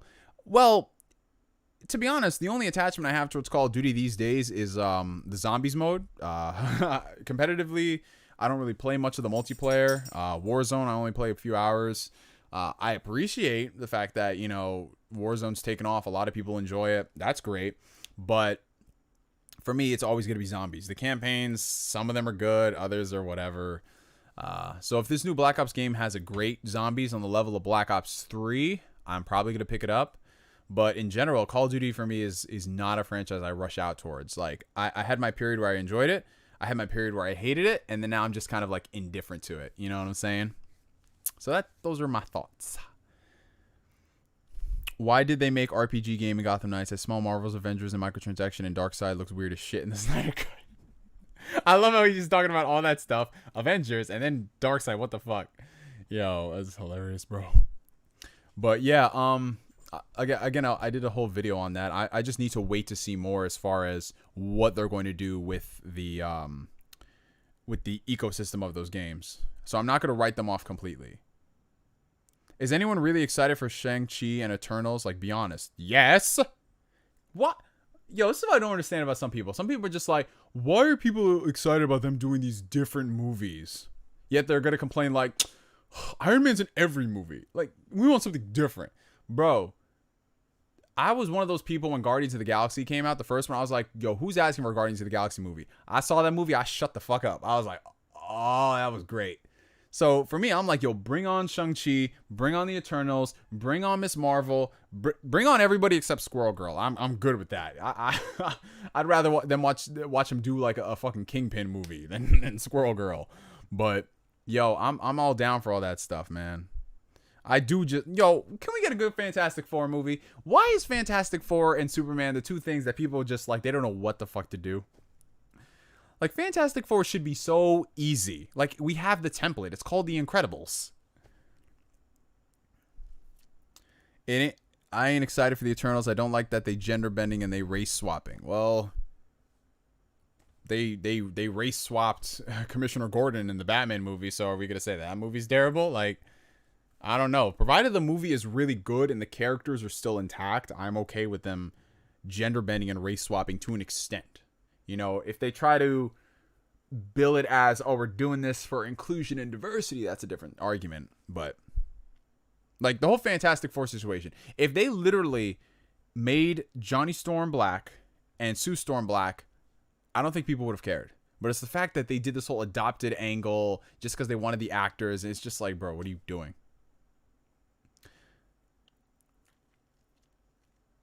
Gender bending and race swapping is better than straight up whitewashing. Well, here's the thing. Whitewashing, I think, is just, it's more laziness than anything else. Because let's be real. Before recent times, they didn't want to go far to really find actors who are of that certain ethnicity to play certain characters. Now they are doing a much better job by comparison. But it comes down to literally like, why was Scarlett Johansson cast in Ghost in the Shell? Because she's Scarlett Johansson. She's a bankable name. That's literally all it was. You know, they could have made that movie with another Asian actor in it, and that movie still would have been dog shit. But they had Scarlett Johansson because they're like, oh my god, she's got 4-quadrant appeal. Like, people like to get into the inner workings of Hollywood, and they think they're literally like, there's some type of a game going around, and it's just so secret and crazy. No. People, have y'all seen the Sony hacks? Have you seen the emails going back and forth between Amy Pascal and all these other people? Yo, these Hollywood executives are dumb as fuck. Quote me on this. They literally are. They are so dumb. They are so tone deaf to certain things. And literally the ideas that they were throwing around there, bro, you think that them doing a standalone Morbius movie or a standalone Craven movie is weird. There was like 50 other ideas that they were trying to do that would just, bro, Hollywood is weird. Hollyweird. Akira starring Scarlett Johansson. Yo, Scarlett Johansson can play anybody. I don't care what y'all say. Scarlett Johansson is the baddest white woman I've ever seen in my life. Like, my God. Shout out to ScarJo. I'll say this. I didn't like white women until I saw Scarlett Johansson. Yo, once I saw Scarlett Johansson, I was like, God damn.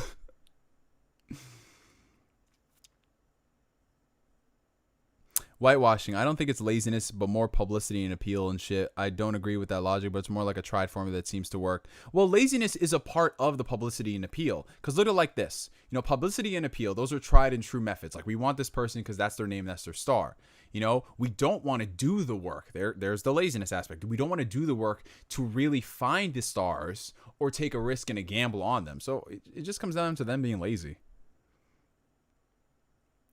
What did Amy Pascal say? Oh, bro, go check out the Midnight's Edge videos on the Ghostbusters and Spider-Man situation. Bro, she says some dumb stuff. But the thing about it is, like, she's still employed. She's still doing stuff because in Hollywood, no matter what you do, you kind of fail upwards. What is a bad game you think had potential? A bad game I think had potential. Well, in recent memory, I'd have to say Anthem. I like the idea of Anthem a lot. Anthem seemed amazing in concept, but the execution was terrible. So, Anthem is one. I'm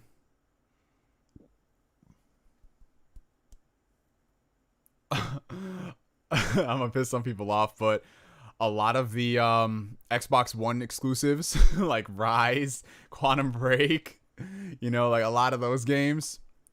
Interesting idea, bad execution. What else? Let's see.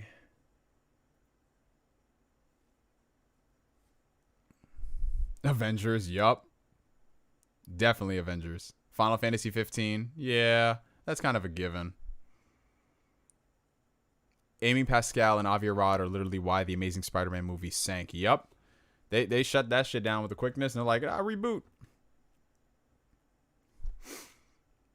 I mean, nah, listen, Quantum Break is aight.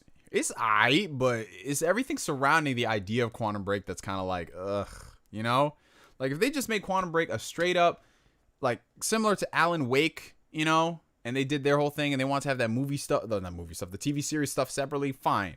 But to incorporate that into the TV series, and I gotta watch everything I did, I was just sitting there like, bro, what the... Man, listen, ain't no Alan Wake, though. That's all I can say. Oh, snap. We got, literally at the same time, homies coming in with the super chats. We got a $10 super chat from the homie Brian.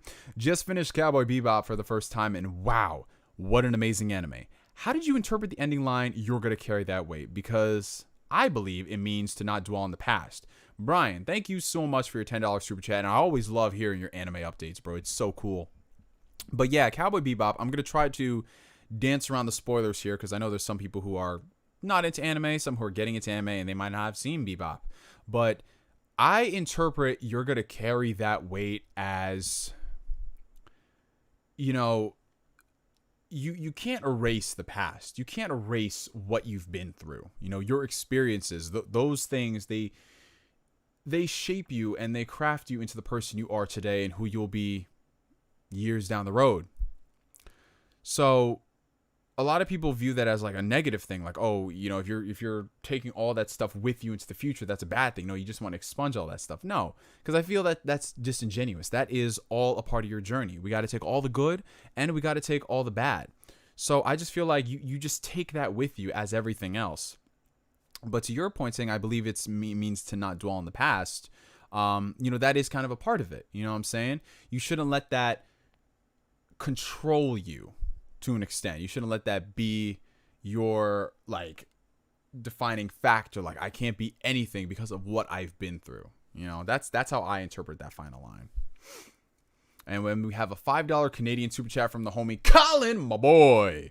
Shout out to Colin. If you guys were on last week's episode of Ask Neo, Colin actually joined us in because he subscribed to one of the tiers where you can join on to the show. And we actually had a really good discussion about a lot of things, politics, talking about Disney movies, things like that. And it was really dope. So shout out to Colin.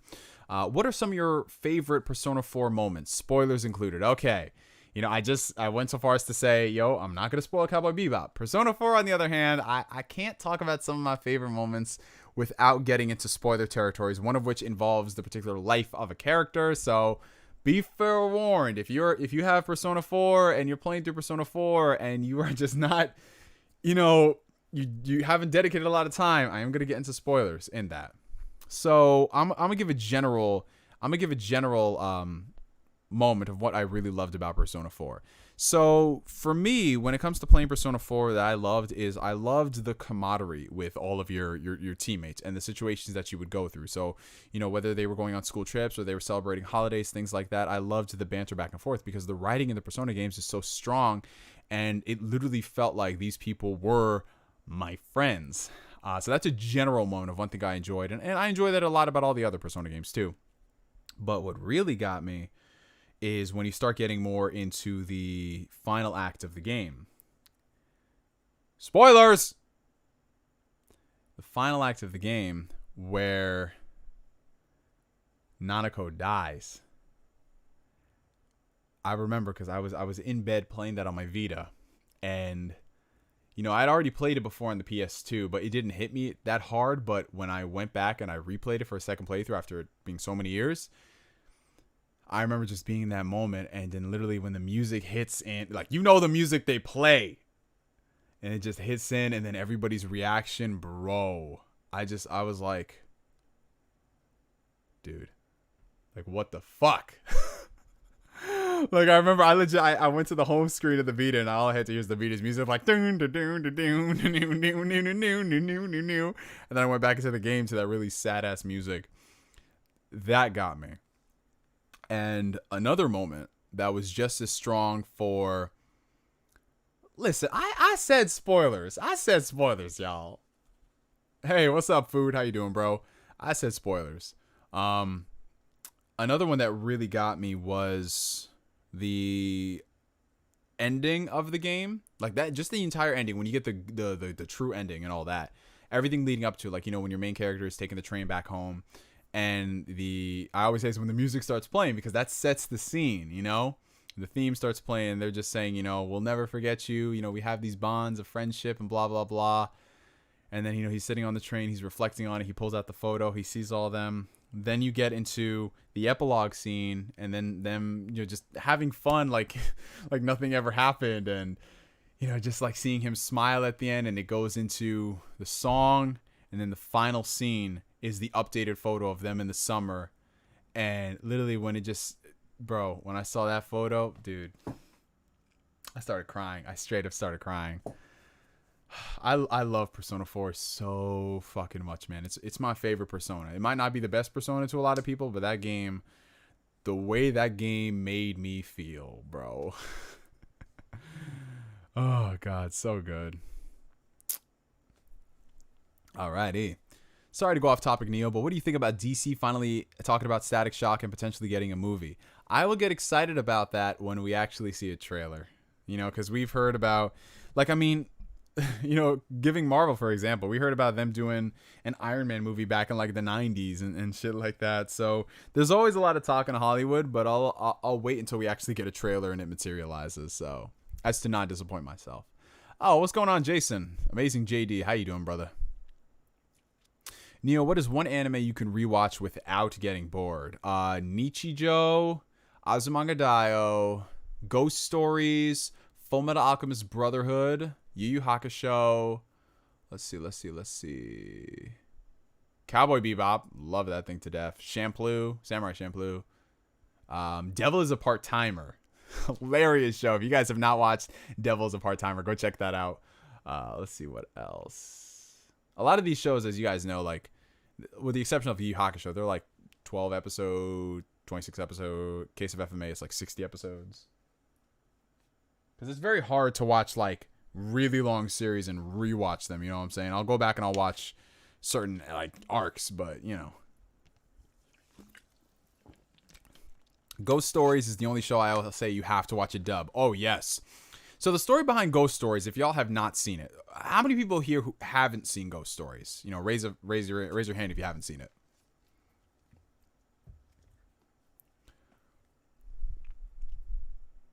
Okay, Bryce, Ghost Rider, JD. Okay, so we got a couple of people here. All right, cool. So the story behind Ghost Stories and why it's so infamous. Oh, I see your super chat, Danny. I'll get to it after this one. Why it's so infamous is it was a show that was dubbed in the it was the early 2000s. I want to say it's early to mid 2000s by ADV, and this was a show that in Japan it really sucked. It bombed completely. Literally, they were so desperate to try to sell it to an American distributor, and nobody would take it. Nobody at all. Not Funimation, not ADV, not Central Park Media, not Media Blasters. Nobody would take this. So they basically begged some to say, hey, listen, you can have this show for dirt cheap. You can do whatever you want to it. Just take it off our hands. And ADV was like, sold. And so what they basically did to that show was, well, they had to keep certain things intact. They had to keep, like, character names and in the theme of the show. Like, they had to keep those things. But basically what it is essentially it's an abridged series of an anime done officially. Like, I'm not even joking, y'all. It's literally, like, as wild as you can see some of those abridged series, how they get, think of that, but it's done by an official company with real voice actors. You know, not to discredit the abridged voice actors, but, like, people who they'll go and they'll voice things in, like, you know, Fullmetal Alchemist, and then they'll do Ghost Stories, you know what I'm saying? And it was amazing. It's kind of like the Rocky Horror Picture Show of anime. And dude, when I say they are out of control, bro, that's putting it lightly. They joke about everything. Like a Ghost Stories dub could not be done today. Even if they had the okay, it was the darkest of dark humor. They talk about, like inside jokes with particular actors, who were at ADV at a time. They were talking about like politics, like George Bush and Republicans. They were talking about a lot of wild stuff, man. When I say, yo, you got to have some thick skin for that show. It gets insane. Bro, this sounds lit. Bryce, I assure you, it's unlike anything you've ever seen. And this is only the English dub, guys. It's only the English dub. The Japanese dub is just a much more serious show, but it flopped in Japan. Nobody liked it. So they literally did what they had to do. And it was literally, I think it came out the same year as Full Metal Alchemist, and it beat Full Metal Alchemist for dub of the year. Full Metal Alchemist got beat by Ghost Stories. Like, that dub is just so like, what? So y'all gotta check it out. I believe Discotek just re-released the series if you want to buy it on DVD, because it's not available on any streaming site, unfortunately. But if you want to sail the seas, the high waters, you can go ahead and you can do that. But yes, Ghost Stories is just, oh my god, that show is amazing. I need to rewatch that with my sister. Definitely need to. Wait, Ghost Stories is on Crunchyroll? Wait, the English dub of Ghost Stories is on Crunchyroll? Don't tell me it's the Japanese version. We ain't watching that shit. If it's the English dub, it's on Crunchyroll. Yo, the English dub. Oh my god! All right, so according to Danix, and I know Danix would not lead me down the wrong path, but the English dub of Ghost Stories is on Crunchyroll. Are you serious? Oh shit! I had no idea. All right, you know what? Hold that thought for 1 second. I gotta. I've got to independently fact check this for myself. Not saying I don't trust you, Danix, but I just need to see it. Let me see. Oh my god, here we go. We gotta type it in. Okay, I see it. There's Ghost Stories. English dub. Oh shit, it's up! Oh! Yo! The English dub of Ghost Stories is on Crunchyroll. Okay, now y'all got no excuse. Go to Crunchyroll, watch Ghost Stories tonight. Go ahead, you do it. Shout out to Danix for putting this information into the universe. I should not have doubted you, my friend, but yo, yo, that's what's up. Oh, that was a genuine reaction, y'all. God, dude, dude. They make fun of Mel Gibson in that shit, bro. It's wild. Okay, but let me catch up to the super chats. So we have a $2 super chat from the homie Danny D's World. Stargate SG-1 thoughts. Oh, this man's taking it back to the classic days of sci-fi. As essentially the last time I really enjoyed watching a sci-fi series that didn't just kind of fuck itself up halfway through. So Stargate. So Stargate is a series that Danny got me into for a long time ago. It was like almost 10 years ago, bro. And growing up, I watched sci-fi shows, but I never really no, it's not that I never really went outside of my norm of like Star Trek and Star Wars, things like that. But a lot of the ones that I checked out, they had like interesting concepts, but they didn't have like great executions until I stumbled across Stargate as a kid. I watched a couple of things, but then, Danny was like, yo, you got to watch this show, I said, all right. So I went back and I watched it all in its entirety. And Stargate is a fantastic show. Stargate, the movie, things like that. I'm seeing a lot of the things in sci-fi series now, they pull from SG-1 in some respect, and the homages are great. But for any of y'all who really enjoyed Atlantis, y'all know Atlantis, right? Atlantis, the Lost Empire, Disney movie. If you watch that and you really enjoyed it, I think you would absolutely adore Stargate SG-1, because I don't want to say they ripped it off, but there's so much, like too many coincidences that exist in that.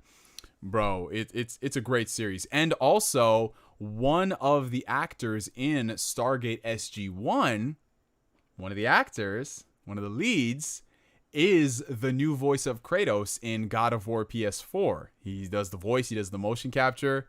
And when I say that man is a freaking beast, he is a beast. So yeah. Oh, this is awesome. Just talking about ghost stories. All right, we have a $5 super chat from the homie Amazing JD.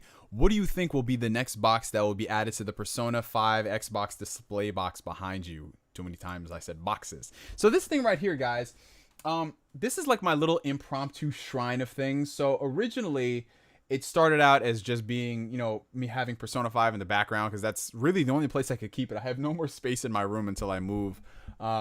But then I just started adding some other things here. So as you guys know, since I have Persona 5, I have Persona 5 Royal, Phantom Thieves Edition. And of course, I added in the 8-bit Do Pro Controller box, and then the Xbox Elite controller. So there's literally no type of rhyme and reason for why I add these things here. I just think it makes a really nice aesthetic for the videos. And then of course, I got the posters in the background. But people see this and they're just like, oh, look, it's kind of cool. This guy likes Persona. But what's so funny is people, when I did that Xbox video, people looked at this and they're just like, oh, look at this. This Sony pony is making a fake video about Xbox. Like, I looked at those comments like, bro, you can't enjoy video games, I guess. Like, because you look at this and it's like, yo, Xbox box up here, $200 controller, which this is one of the best controllers I've ever used. Nah, Sony pony. Straight Sony pony. Like, Spider-Man's just like shaking my damn head. This is actually one of my very first Funko Pops, guys. Y'all remember when Funko Pops, they still do bobbleheads, but not a lot of them are bobbleheads. Ooh, he's got a little bit of dust on him. Sorry, Spidey. But this is my one of my very first Funko Pops. I got this in anyone who's in down south. Y'all, do any of y'all remember Hastings? Y'all remember Hastings? Let's see who remembers Hastings.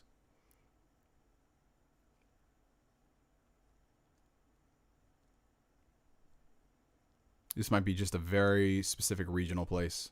I'm not sure if folks remember. Let's see.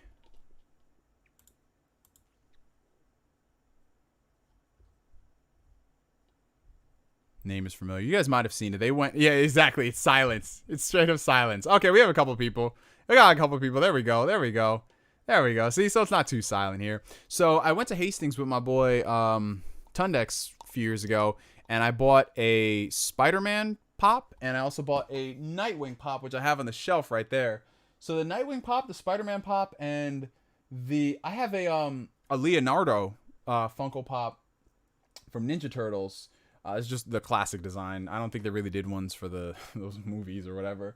But yeah, these are the only three. No. I have Captain America Pop too. And these are, I say these things because those were the only Funko Pops that I ever unboxed. Because this is before I got into collecting them. I collected Funko Pops, I think, for like a good year. I slowed down after I realized I couldn't put them anywhere else. So that was like 2016. But yeah, I have those three, and I always like putting them around the room, and eventually I just want to just like have them displayed on a desk. Like right now my desk is very cramped at the command center, so I can't really put the Funko Pops everywhere because everything is just constantly being moved around for when I'm streaming and when I'm recording. But yeah, I always liked the idea of bobblehead Funko Pops. This is if those you can't tell, this is based off his Amazing Spider-Man 2 design, which is still my favorite suit of Spider-Man. Just look at that logo. So good. So good. And then the Captain America one is based off his Age of Ultron costume. Nightwing is just a general Nightwing costume. And then Leonardo, where did I get that from? Oh! I remember where I got that pop from. This one chick who I used to talk to way, way back when, she gave that to me as like a little gift. Yeah, and I think she blocked me. I think she blocked me because I haven't spoken to her in years. Yeah, I was going to get into the other things involving that girl, but I'm a child of God, so I can't get into this, y'all. Alrighty, so let's get into some other super chats from Colin, my boy. What is your favorite Persona ending song? Nevermore is my absolute favorite Persona ending song because it fits the ending of Persona 4 so perfectly. Colin, you're reading my mind, bro. You're a mind reader. You literally outside right now? That's what he might be. But yeah, I loved Nevermore so much. Just because the ending of Persona 4, it made me so happy and it made me so sad at the same time. Persona 5's ending made me happy, but that's all it did. Persona 3's ending fucked me up 6 ways from Sunday. Like, I am dreading a replay of Persona 3 just because of how defeated I was playing that game and how it took me a whole week to recover. It was just wow. And then Persona 2, I was just kind of like, there's some good shit right here. But yeah, it's Yeah, shout out to Colin, my boy. Yo, shout out to that boy Colin. If it wasn't for him, the lights would be off. Shout out to Colin. Neo getting blocked. Yo, I've gotten blocked before about two chicks in. Actually, no.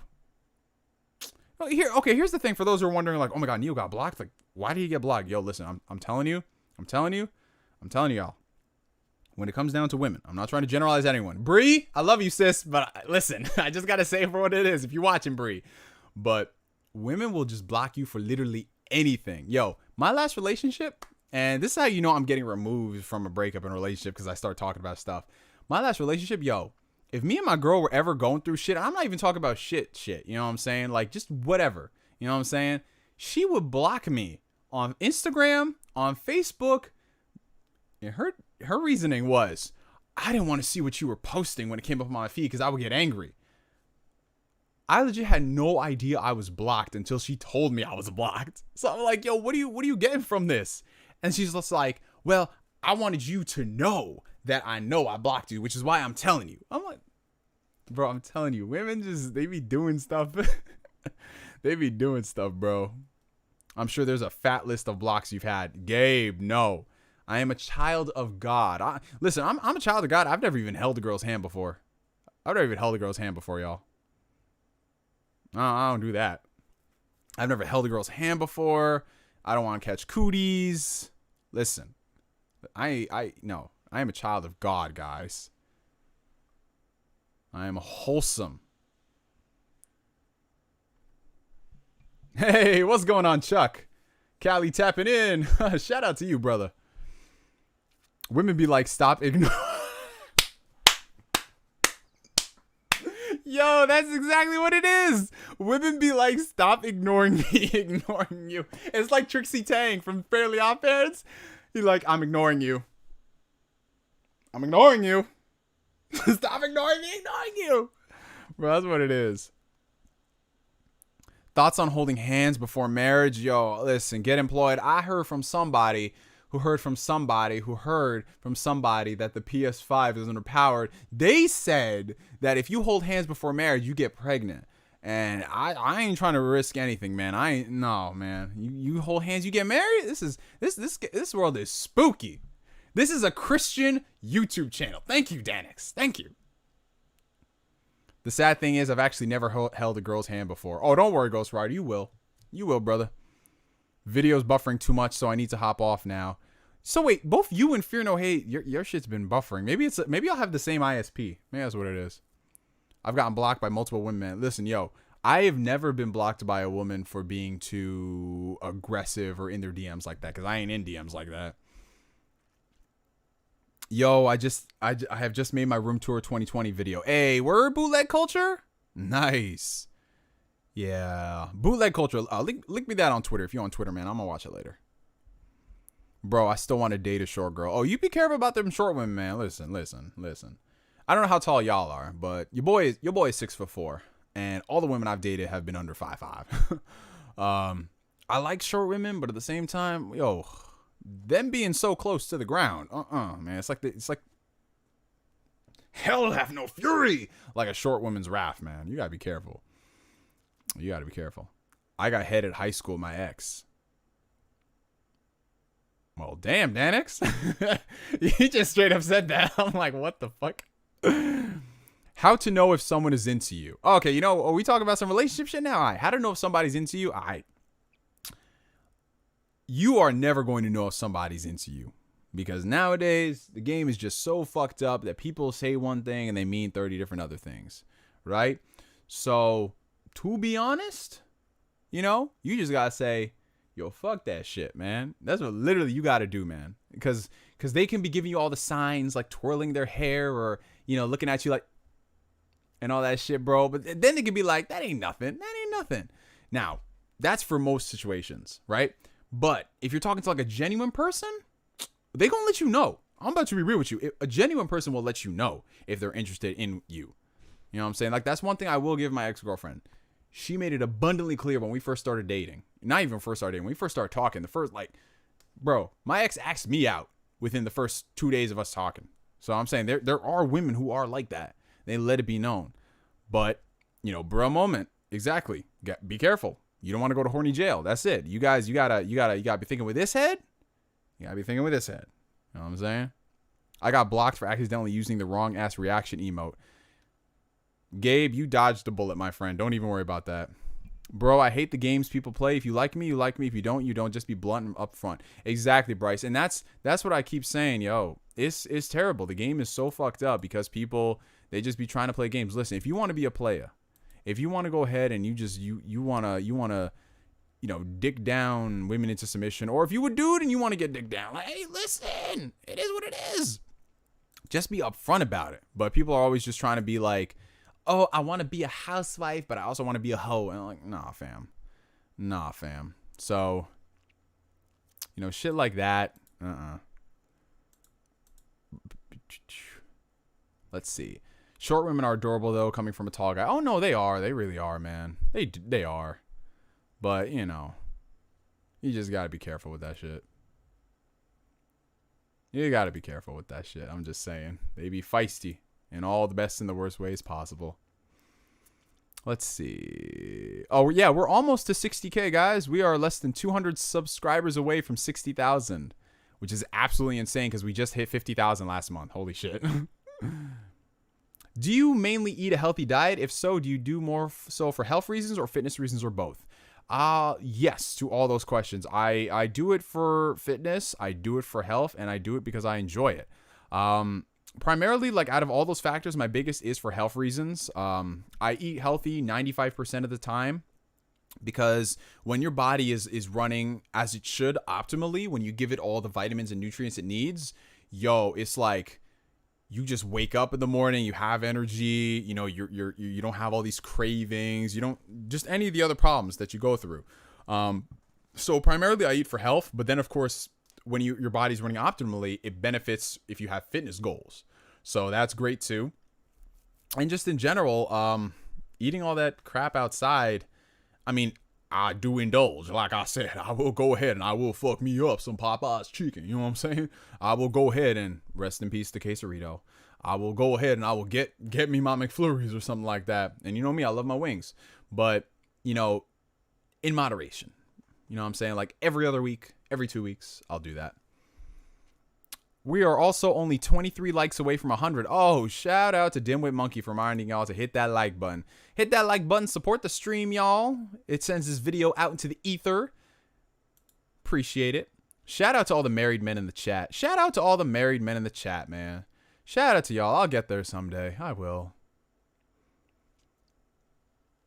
Damn, my second head is small. Hey. Listen. It's not about the size. It's about what you do with it.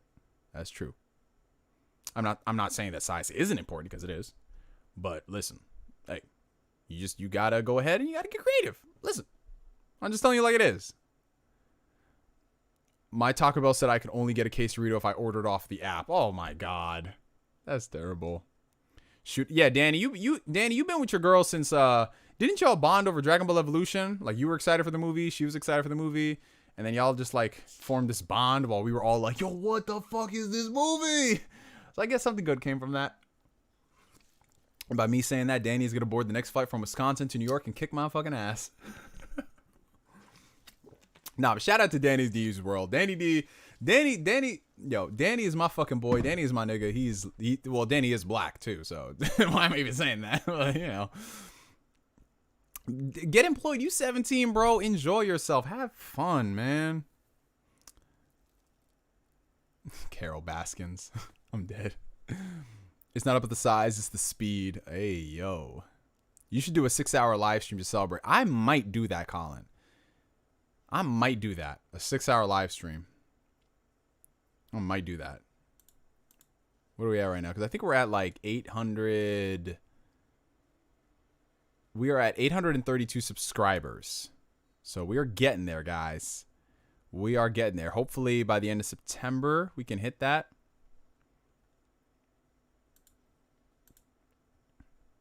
God. I really love doing these streams, guys. Like, so freaking much. They're so much fun. Shout out to the 102 people watching. Shout out to all the mods, Fostings, Danix. All y'all doing a great job. Gabe, Dimwit Monkey. It's fun. It really is fun. That's literally, it's something I look forward to every single week, guys. That's how I start my weekends. Any anime recommendations? Ooh, so it depends on what you're into. So, shows that I'm watching right now that I would recommend. Vinland Saga, Kaguya-sama Love is War. Those are both really good shows that I actually got recommendations from people here in the community to watch. So those are cool, especially Vinland Saga. Like, Vinland Saga seriously took me by surprise. I was not expecting it to enjoy it as much as I am. That show was freaking badass.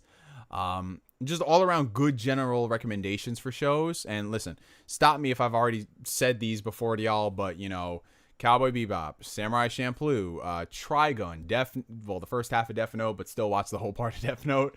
Azumanga Daioh, Ghost Stories, Fullmetal Alchemist Brotherhood. I'm trying to recommend shows that are easily digestible and you can watch them, and they're shorter by comparison. Monster, Welcome to the NHK. Let's see. Gurren Lagann. Elfen Lied, if you want something that's like really fucked up. Paranoia Agent. Excel Saga. Shout out to Excel Saga. Let's see what else. There's a lot of other shows. Ooh, Hellsing Ultimate. Oh, Hellsing Ultimate. Yes. Yes, Monster is amazing. Noragami. Noragami's a good one too. Lupin the Third. I don't care which Lupin the Third is it. Just watch all of it. Persona Scramble hype. I mean, you know, I'm not into those Muso kind of games, Dr. Dimension. But if people enjoy it, and it means more Persona games can come out here and on other platforms, go ahead. Yes, and NHK is great. How do you think Light Yagami could have won? If he abandoned his ego and started thinking about certain things. Honestly, the second he started messing with other people, I think that's what really spelled his downfall. And he started getting too cocky too. Well, more so than usual. Oh, I haven't read the NHK manga Dimwit Monkey, but if you say it's really dark, I believe it. I never really had a father figure at home, and I don't really know how to shave. I just cut myself. Is that normal? Well, everybody, when they shave for the first time, they don't know what they're doing, and they do cut themselves. I remember I cut myself a little bit when I started.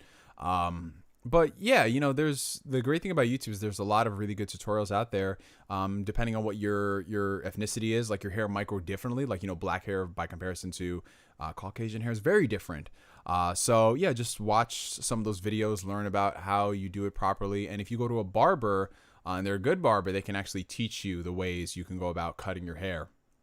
So yeah, don't stress that at all. Listen, there were things that I didn't know until I was of later age because I didn't have people to really teach me those aspects, you know?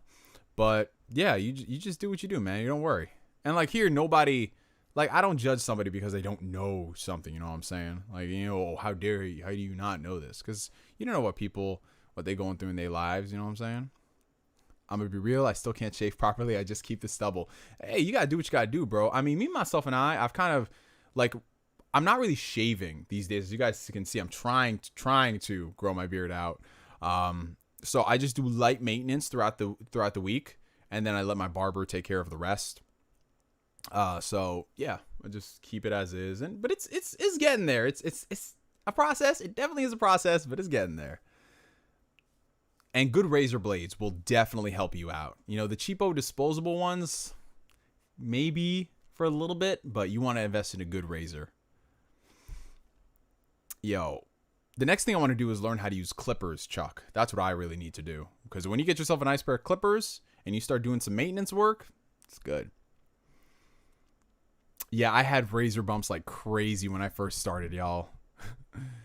What are your thoughts on the Rocksteady TMNT game idea I just posted? Oh, no, I didn't see that. Oh, no, that sounds like it's awesome. Post it again. I want to read it. Hispanic facial hair. Oh, no, Gabe. So it's, my boy Jorge, he has very, very thin facial hair. Like, I'm talking very thin, so he can't really grow everything out. Oh.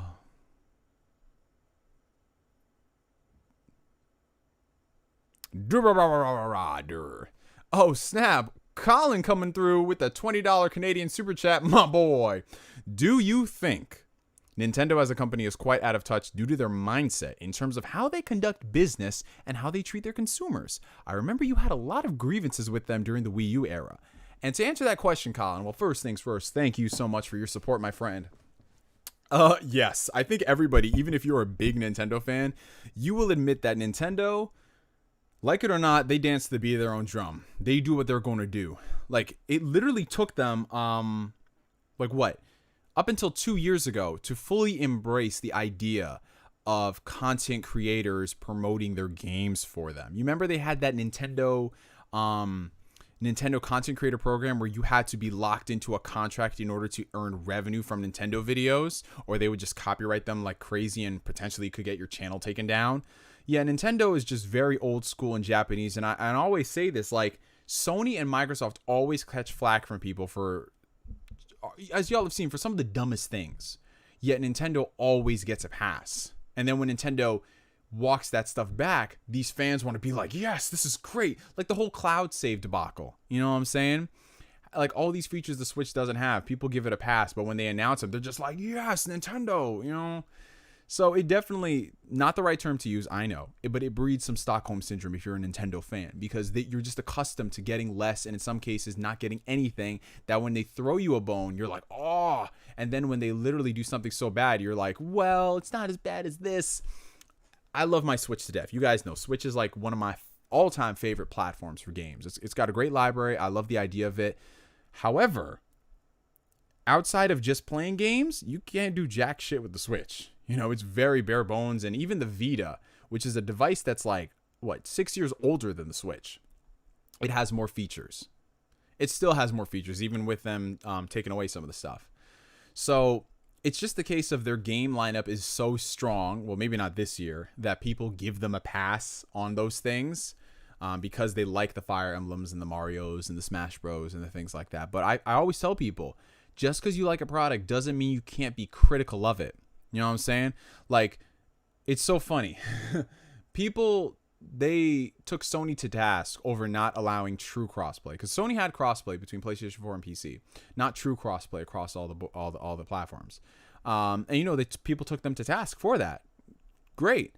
But when Nintendo comes out with a $20 a year online service that literally doesn't really offer much and it's not bettering your experience, they're charging just because they can, everyone's like, well, it's just $20 a year, it's cheap and blah, blah, blah. Is dumb, man. It's dumb. All right. Yep, there's still no Netflix on the Switch, which, I mean, I don't mind, because every other device I have has Netflix. But still, there's some people who dock their Switch and they watch Hulu. They watch YouTube. My boy has like over 1,000 hours into YouTube on Switch. People also think because you get paid, you can't be critical you still can't be critical in a constructive way. Unfortunately, that's the case, Versatile. And I'm just going to be honest. You guys know I'm very, very upfront when it comes to certain things. Like, I appreciate a lot of people who have subscribed to the channel because of the Xbox stuff, and people who subscribe to the channel because of the Switch stuff. And of course, I talk about PlayStation 2. But in general, like, I am always going to hold these companies to task, because it's their responsibility to make a good product for me, not the other way around. I'm not getting paid to damage control for a console or a corporation. So when I talk about things, yes, I am going to be critical, but I'm also going to praise them when they do good stuff. But then a lot of people say, oh, it's got to be one or the other, or else you're flip-flopper. A lot of people in the Nintendo community, not all of them, but a lot of them, don't want to hold Nintendo accountable. They don't. And if they do, it's like this passive, wishy-washy, it could have been worse type thing. I don't even need to name the people out there. Y'all already know who I'm talking about. Those type of people. But maybe that pays their dividends in the short term. But long term, I don't know. I feel like you lose your audience. Are you going to continue streaming games anytime soon? Yes, I definitely will be doing that, Julian Harris. Do you have a favorite Jim Carrey movie? You know, just to spice things up, I'm going to say Batman Forever. I subscribe to you because I felt like you speak fairly about these consoles. I just unsubscribed from a couple of YouTubers who are very unfair to certain platforms. Yeah, you know, it's funny if we make memes about stuff like, you know, like the Xbox Metacritic template, you know what I'm saying? Like that sort of shtick, or, you know, the PlayStation movie type games. Like that stuff is fun. But when you're actually like believing that shit, I'm like, yo, come on, man. Okay, so here's Mike's question, or his response. Rocksteady should take a break from Batman and develop an open-world Teenage Mutant Ninja Turtles game. Take the elements from the Arkham games and the tone from the 1990 movie and vintage comics. I would love that. In fact, there was a rumor floating around a few years back that Rocksteady was actually working on a Teenage Mutant Ninja Turtles game. And honestly, like, as interested I am in Suicide Squad, the fact that we know nothing about Suicide Squad, I would love for them to work on a Ninja Turtles game. Bro. I'm surprised more studios haven't jumped onto that, you know what I'm saying? What's up, Kramer Jones? Welcome to the stream. Oh, God. Review tech. Still play my Vita. Love that system. Yo, I was playing The Last of Us a few days ago, and I got to the part where Ellie straight up, that one chick who had the sole surviving Vita in the world. Did you hear about the Cuties Netflix controversy? I did. And that is, messy ain't even the word. Netflix is definitely in the wrong for that. Thoughts on Xenoblade 2? Xenoblade 2, despite all of its issues, it is an amazing experience. I loved it almost as much as I did the first game. In some ways, I think it's better than the first game in terms of the combat system. However, I can totally understand why some people dropped the game and they weren't that into it, because it can be a little overwhelming, and certain aspects in terms of the characters and the story are just not as strong as the first game. But the gameplay itself, awesome. What are your thoughts on the rumor that Halo Infinite might be Xbox Series X and PC only? Well, it is currently a rumor right now, but I will humor it for a second. Talk about how Halo Infinite might be dropping Xbox One support with the delay, and then they'll just focus on next gen and PC only. Honestly, I wouldn't mind that. I really wouldn't, if that means we're going to get a much better game out of it. But you got to start thinking about how, like, it's not like they can simply drop Xbox One support and then the game suddenly is going to get better. They've fundamentally built this game with the Xbox One in mind. I think that's what a lot of people are forgetting here. They built it with that in mind, and then they have to technically scale it up for the Series X. So the vision, that core experience is still there. And if they were to drop the Xbox One support, I think that means the game is not coming out for at least another year to year and a half. That's what I think anyways.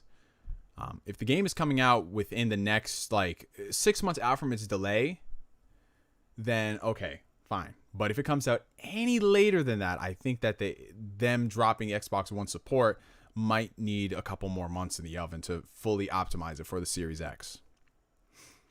What do you eat on a daily basis? I eat a lot of different things, to be honest. So I love eating eggs. I love a lot of eggs. For the most part, I live a low carb lifestyle. That's what works best with me. Nothing against like carbohydrates as a whole. I think they have their place. You do want to limit your sugar intake as you get older. But for me, I operate better on lower carbs, a little higher fat, higher protein. And it's great because I don't have to focus on eating as much. I don't get random like mood swings and spikes. So I eat a lot of eggs, a lot of chicken, ground beef, grass-fed ground beef, a lot of salads, spinach, kale, arugula. My diet is very, very simple. Whenever I do have my carb days, I'll eat a lot of different kinds of like fruits, like green apples. I'll have some brown rice, quinoa, sweet potato fries. I'm making that in an air fryer. Every now and then I'll fuck up some spaghetti, some pasta. So yeah, I'm a very simple dude. The thing about living this healthy fitness lifestyle is you want to be simple. You just want to make it simple. Have like 5 meals that you can make so you don't get bored, and you're going to do just fine if you can keep to that. Oh, we talk about Apple right now? Uh-oh. Yeah, Apple more so than Nintendo. Apple is so anti-consumer. But again, it's literally, Apple's one of those companies that is just so entrenched in the public eye that they can do stuff and people see no wrong. Like Apple taking out chargers from their iPhones, Like, why would they get rid of chargers? Why? But Apple's doing it because in their mind, they're probably going to run it as we're being eco-friendly and eco-conscious, and people will buy into that. Because their mind is just like, well, anyone who's buying an iPhone already has an iPhone.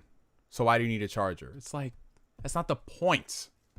And they're not even going to pass on those savings to you. It is definitely a great stock to buy. I will say that much, Chuck. You're right, bro. What are your thoughts on third-party controllers? With the very few exceptions, like fight sticks and controllers that serve a particular purpose, like let's just say the 8-bit do controller, this is styled like a Super Nintendo controller. Third-party controllers are cool. I'll always recommend the first party though, like bar none. I know they're expensive and they're pricey, but they work because they've been tested rigorously by hundreds of people. They've gone through the ringers, as opposed to these third-party companies. They have very limited people testing it, not as much support staff. So while I understand the idea of third-party controllers, just from my personal experiences, it's too much of a gamble,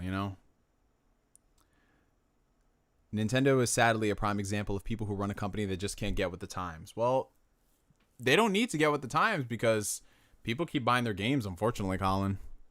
If Xbox bought studios a few years earlier, do you think they would have had launch titles like Avowed? Absolutely.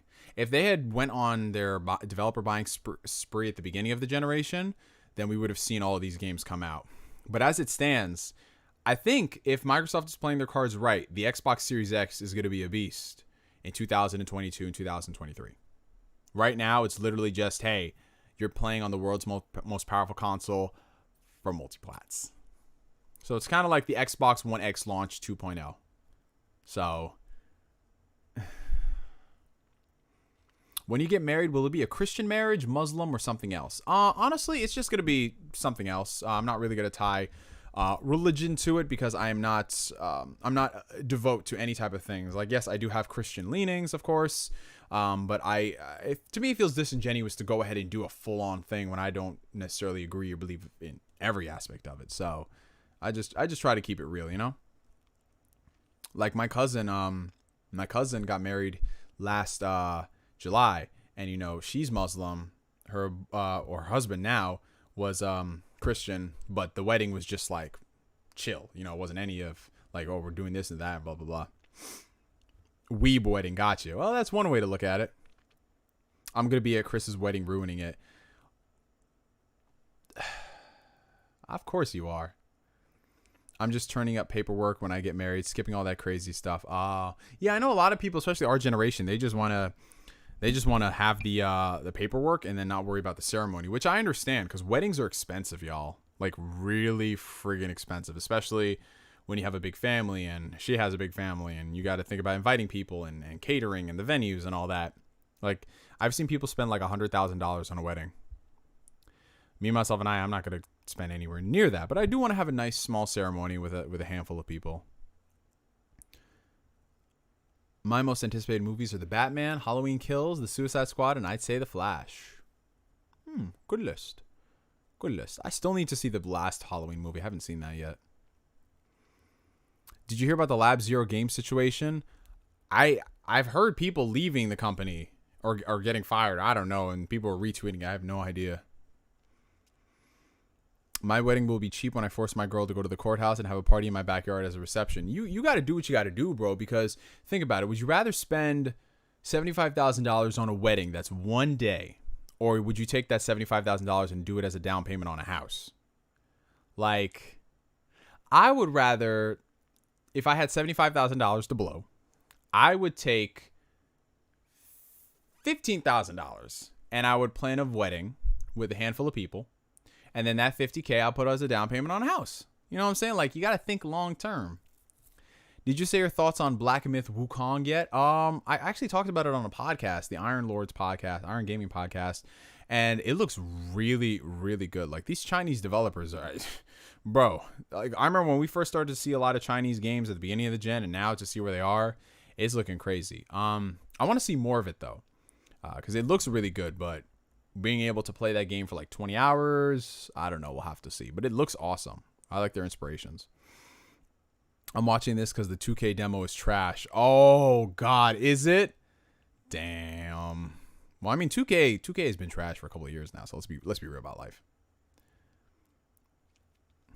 I don't know. I would think about your girl. I bet she's always had this dream of a big wedding. Well, the thing is, I don't have a girl right now. Fear no hate. So if my girl got a dream about a big wedding, I'm just like, yo, we gonna have a wedding. It's not gonna be small. It's not gonna be extravagant because I'm thinking long term, bro. I'm legit thinking long term. If, like I said, if I had $75,000, I am not spending no $75,000 on a wedding that is one day for people that I don't even know. You know what I'm saying? And people who legit are not even gonna bring gifts to the wedding. I like to be smart and conscious with my money. What can I say? 2K always gets me, and I'm always pissed. Oh, come on, Chuck. We were supposed to be better than this. What do you think about marriage before sex? I think people just got to live their life. That's it. There's people I know who've stayed faithful until marriage, and they haven't had sex, and they're terrible fucking people. Likewise, I know people who have had sex before marriage, and they're some of the dopest people. So to me, it's just whatever, you know? Just don't be a dick. That's all it is. I don't care if you wait till marriage or you're promiscuous. 2K going in Game Pass early this time around. Hey, listen, the only time I play 2K is if they put that shit in Game Pass again. Yeah, I live a frugal lifestyle, bro. I really do. I really do, guys. I mean, every now and then I treat myself, but I'm very chill, man. I'm very chill. What are these moral religious questions tonight? It's so out of left field. Well, it's really not, UG, because we talk about everything on these. Like, people have asked me first time I had sex. People have asked me like a bunch of stuff. And that's why I love kicking it with y'all, you know, because it's not just all about gaming or what did you think about Phil Spencer? You know, he tweeted a photo of his breakfast. Does this mean that Killer Instinct is coming back? You know what I'm saying? Like, things like that. I don't want to dance at my own wedding. I can't dance. Yo, I can't dance either. I mean, I could do a little two-step.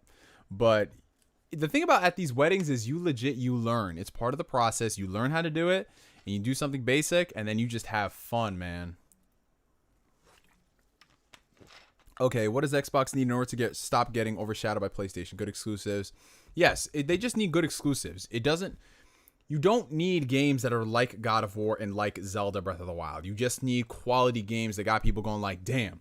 Ori is one of them, but Ori does not have the mass appeal as some of these other games. You know what I'm saying? Like, Ori is kind of like, even though I think it's the best, it's not even an Xbox game, but it's the best game on Xbox in the past generation. Ori is not going to appeal to everybody, and people aren't going to go out there and buy an Xbox just for Ori. So for me, it's like they need, like, Avowed and Fable, I think, are going to be those experiences. Neo just confirmed Killer Instinct is coming back. Uh-oh. Don't tell Major Nelson. Don't tell Major Nelson. You just got to be proud of your crappy dancing. That's right, Bryce. You got to own that shit. I think I've told y'all the story about the British twins, right? I think I told you all this story. I'm not sure. I know Danix is probably like, let me just get the archive. Yep, it was on this date. Scalebound was one. Exactly, Asbel. Scalebound was one of them. If it's about anything, what's the best Pornhub video of all time? That's very subjective to what you're into. You know what I'm saying? Like, and just certain moods that I'm in. Like, some days I might want to watch this, other days I might watch that. You know what I'm saying? Not that I say I watch porn at all. Because I don't. Like guys, like I said, I've never even looked a woman in the eyes before. I'm a child of God. Gosh. So wholesome. You know what I really like about Xbox? Their pro-consumer moves and their channel. Whoever's in charge of it, you're a beast. Yeah, Xbox, they do a lot of good things on the social media front. That's great. I appreciate it. But I can't play a social media Twitter account. I got to play some games. When do you plan to do the Kingdom Hearts 3 limit cut remind bosses? I actually just started going through Kingdom Hearts again. I'm trying to max out my Sora before I do that, but that's going to take me a little while to get to 100, 99 or whatever. And then I'm going to go and start doing the bosses. But it's a process when you're playing so many different games. And now that I'm back at work, it's hard to balance the time of things. But it is going to happen before the end of the year. It's going to be terrible, and y'all are going to be like, get good, Neo. And I'm like, I'm trying. A $10 super chat from the homie Gustavo Bravo. My favorite Disney movie is Beauty and the Beast, and my worst fear in life is dying. Sorry for the morbid question, and you missed my last super chat. I did? No. How do your super chats keep disappearing, Gustavo? I am so sorry. I just got done last week apologizing for not seeing your super chat. Bro, I am so freaking sorry, man. I'm so sorry. So his 2 questions. One of them was a $2 super chat. Yukiko is the best girl in Persona 4 Golden. Chie is trash. Okay, you know what? I take back that apology of Mr. Your Super Chat because I missed it for a reason. Yo, Gustavo Bravo, you think you coming in here just because you're paying money, you going, man, you think you slick? No, but in all seriousness, Chie is the best girl. I'd rather you say Rise than Yukiko. But, yes. So your favorite Disney movie is Beauty and the Beast. That's a great movie. It's one of the all-time best. And your worst fear in life is dying. So I understand that. I actually had a little bit of a bout a few years ago just talking about just the idea of death and passing on and even if there is an afterlife and things like that. It's a conversation I think all of us had at some point. But what I always come back to is I realize that, yes, death is inevitable. And it could happen any day. It could happen right now. It could happen 8 days from now. It could happen 80 years from now. But the important thing is just don't think about that. Just focus on what you're doing in the here and now and making life the best of the experience. That's in my personal opinion. You know, I can't speak for you and what you've been going through, Gustavo. So I'm not going to sit here and say, just cheer up. Forget about being depressed. You know, like that's an asshole-ish thing to do, which is why I'm not going to do it. But the important thing, Gustavo, is whatever you're going through in life, just realize that here you have a voice and you have people to talk to. Whatever you're going through, man, we're all going to be here for you because I've got on camera and I've talked about these things, and I think it's very important. I know there's some women here watching too, but I think it's very important as men that while we are building the best versions of ourselves possible, focusing on our purpose and passion and all that stuff, that we not forget that we are also still human at the end of the days. And it's important that we have these sort of conversations. It's fun that we can just get on here, talk about porn, talk about all these things, but you know, it's also still a serious topic worth addressing. So whenever you do feel comfortable talking about these things, bro, just realize that we're going to be here for you. And I'm sure some people here they'll offer you some insight on some things. And yeah, that's all it is, bro. That's what it's all about. Yukiko, though, she's a distant third, man. That's all I'm going to say. It's Chie, Marie. Actually, no. I'm going to bump down Marie. Naoto, Marie, Yukiko, the mailbox, Rise. All girls in Persona are queen. Some are better than other, Danix. All right. Oh, we got a $2 super chat from Matthew Dominguez. Appreciate the support, brother. Neo, you low-key watching the Laker game or not? I have not been watching the game at all, man. I've been focusing my attention to the stream. Well, let me see what the game is looking like right now. Hold on 1 second, y'all. Yeah, we're gonna look at this game right now. Hold on.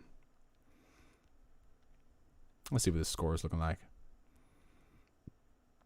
Okay, so thus far it's 68-46 with the Lakers in the lead.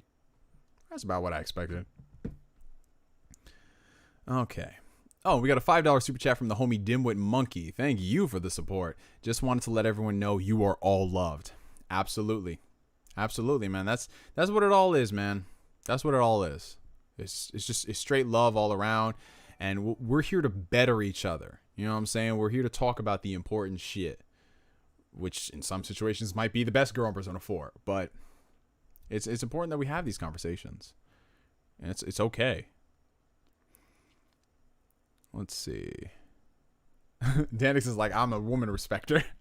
What are your PRs for the main lifts on squat, bench, and deadlift? Ooh, I'm trying to remember what my PRs were, bro. It's been like almost 6 months since I've been in the gym. So out of all three of those, bench press is my worst lift. I want to say it's 305. I want to say 305. It's been so long. So let's round out 300. Let's just say it's a 300 bench. Squat is 485. That was like the last big squat I did, and I remember I had to take like a week off because I was drained. And then for deadlifts, it was 570. That's the last thing I tapped on him. So I'm getting very close to 600. Very close to 600. Deadlift, I guess maybe it's because I'm tall, but deadlift is my best lift. But how long will it take me to get back to those numbers? The world may never know. It might take a few more months. because I have not lifted in 6 months or lifted those type of things. But, 300 bench, sure, some people say it's poverty bench. Okay. I think my squat is it's not bad. And then deadlifts, I think, is good enough. Overhead press is like 200. Oh, we got a $10 super chat from Colin, my boy. What do you think of The Little Mermaid? I just watched it a few days ago, and I think it's a very enjoyable film. I think its legacy is very important and undeniable for Disney animation. So Colin, for those who are unaware, has actually been on a recent Disney renaissance where he's been watching a lot of the older Disney movies, and he's never seen them before, which is always interesting because I like hearing other people's insight and their thoughts on those things.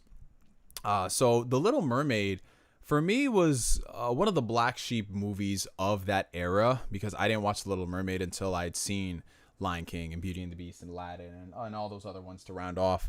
I enjoyed it. I enjoyed the music in The Little Mermaid more than some of the other ones. And yeah, just what they did for that animation. I think it was I want to say it was the last of its era in that particular time where it looked like that. And it was a good movie. I mean, it's not my favorite Disney movie as a whole, but it's worth talking about. And it's worthy of being in that discussion. My lifts are the combination weight of all your moms. Oh, shit, dimwit. Oh, shit. Burn. Neo, who do you think is the worst protagonist in any game you played? Oh, God. If I had a really bad protagonist, I don't think I would finish the game. Because I have to get attached to the character, even if they're just a soulless husk, So I don't know if I really have a... What about for y'all, some of the worst protagonists you've played? I've had some that weren't as good as others, but, Hey, Neo, when did you start your first stream? I recently got 1,000 subs, and I want to interact with my homies, but I'm worried my stream will go wrong.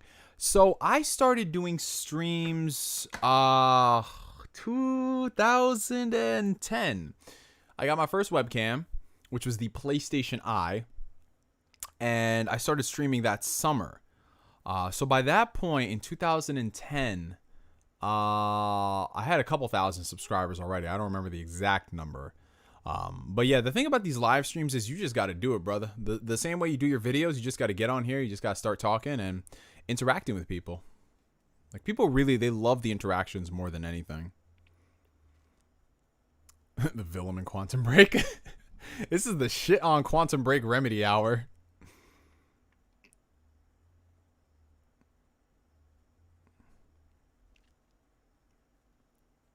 Oh, snap. 13 more likes for 100. Come on, y'all. Let's see if we can get to 100 likes. How many people we got watching? We got 113 people watching. Come on, y'all. Let's do this. Let's do this, y'all.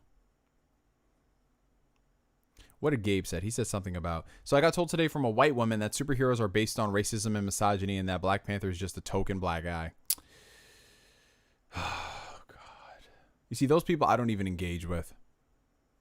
Like, let her tell that shit to me. You know what I'm saying? Like, no offense to you, Gabe, at all, but let her tell that to an actual black person. You know what I'm saying? Like, no. Like, you are not going to disrespect the legacy of Stan Lee. Like, hell no. For especially someone, that chick probably don't even read comics like that. All right. Smash that like button. Oh, that's right. Shout out to Danix. Shout out to all the mods doing an amazing job. Y'all are the best. All right, we have a $5 super chat from JD Gamer. Thank you for the support. Great show with the Iron Lords yesterday. You should do that more often. It was great. Well, thank you so much for that. When I tell you I had a fun time on there, bro, that show was hilarious. Shout out to TCL TVs, though. I don't care what King says. What are 3 Xbox games you're looking forward to on the Xbox Series X? Well, if we're talking about announced games that you can only get on the Xbox family of systems, so it's Xbox consoles and PC. Avowed, obviously, Obsidian is one of my favorite developers, so of course that's at the top of my list. Avowed, Fable, because that's the type of risk I want to see them taking, letting their studios work on other franchises, finally. So Avowed, Fable, and I'd probably say The Medium. So those are the 3. When are we going to have that IDW TMNT discussion, bro? And that's coming from Danny D's World with a $2 super chat. Thank you for your homie, bro. And we need to do that discussion, but we also got to do that Dragon Ball podcast, man. That needs to happen. You know, the homie Marcus has been talking about it for a while, and we got to coordinate this time, man. So we can give him the God's work. If I hit the like button, it's going to go back to being gray. Oh, no. Completely. All I said was I like Spider-Man, and she went on a huge rant about how superheroes are racist and they don't use the Black Panther or any other persons of color argument. Bro, those type of people, you got to shut down the conversation. You just don't talk to them. It's not even worth it. That is so legitimately dumb. Wait, and she was a white woman too? Bleeding heart white liberal? Bro, I say this all the time. Bleeding heart white liberals are some of the most racist people you will ever come across. A lot of people think the racists are just down south. Yes, there are some, but the most racism that I've ever experienced has been from these like pearl clutching, ultra hippy dippy liberal type. I'm fighting on behalf of you. Why aren't you offended type shit? Like, how the fuck are you going to tell a black man in America what he should be offended about? Like, they are the worst, bro. They are the absolute worst. What would your persona be if you were to get one?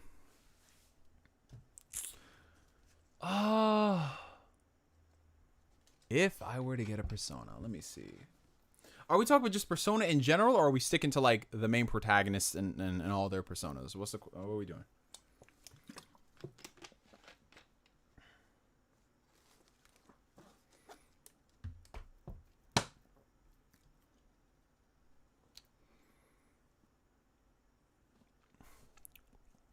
Eating fruits, grains, dairy, and nuts is simple to eat on a regular basis, but how do you eat veggies and healthy meats regularly? How? Well, as far as the vegetables are concerned, I know how to season them correctly when I'm cooking them. If I'm eating some of them raw, you know, it's pretty easy to get down, you know what I'm saying? Healthy meats, again, it comes down to how you prepare them.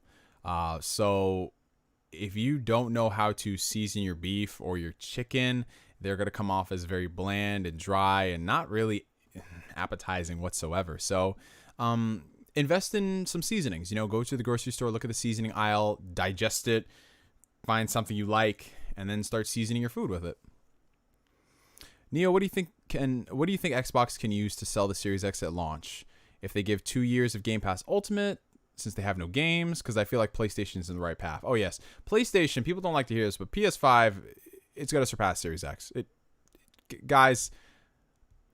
Yes, you can have your preference on which one you prefer, but PlayStation is the only thing that can stop PlayStation is PlayStation. Literally, the only time PlayStation really fumbled the bag was with the PS3 launch. And why? Because they shot themselves in the foot. But every other situation, every other generation, PlayStation's been killing it.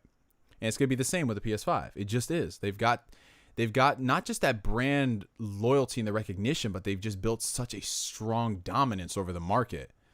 Xbox is really just a North American brand for the most part. Of course, you know, they have their places in South America and some parts of Europe, but nowhere near the level of the Xbox 360. You know, it kind of dwindled this generation, unfortunately, even though it's a great system. You know, I gotta keep stressing that fact. But when your whole market is just one territory, how do you contend with somebody who has like 4 quadrant appeal? So, what do I think Microsoft can do? I don't know what they can do that they already haven't been doing. You know what I'm saying? Like, they've already been really good with Game Pass. The Xbox All Access program, I think, might make a difference.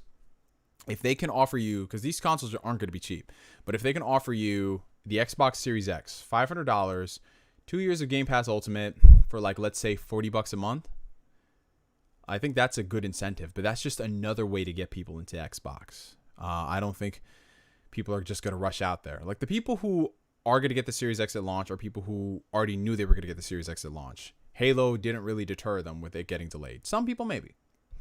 But I don't think there's really much they can do to get people to buy it at launch. You know what I'm saying? Like, PlayStation 5, let's be real about life for a second.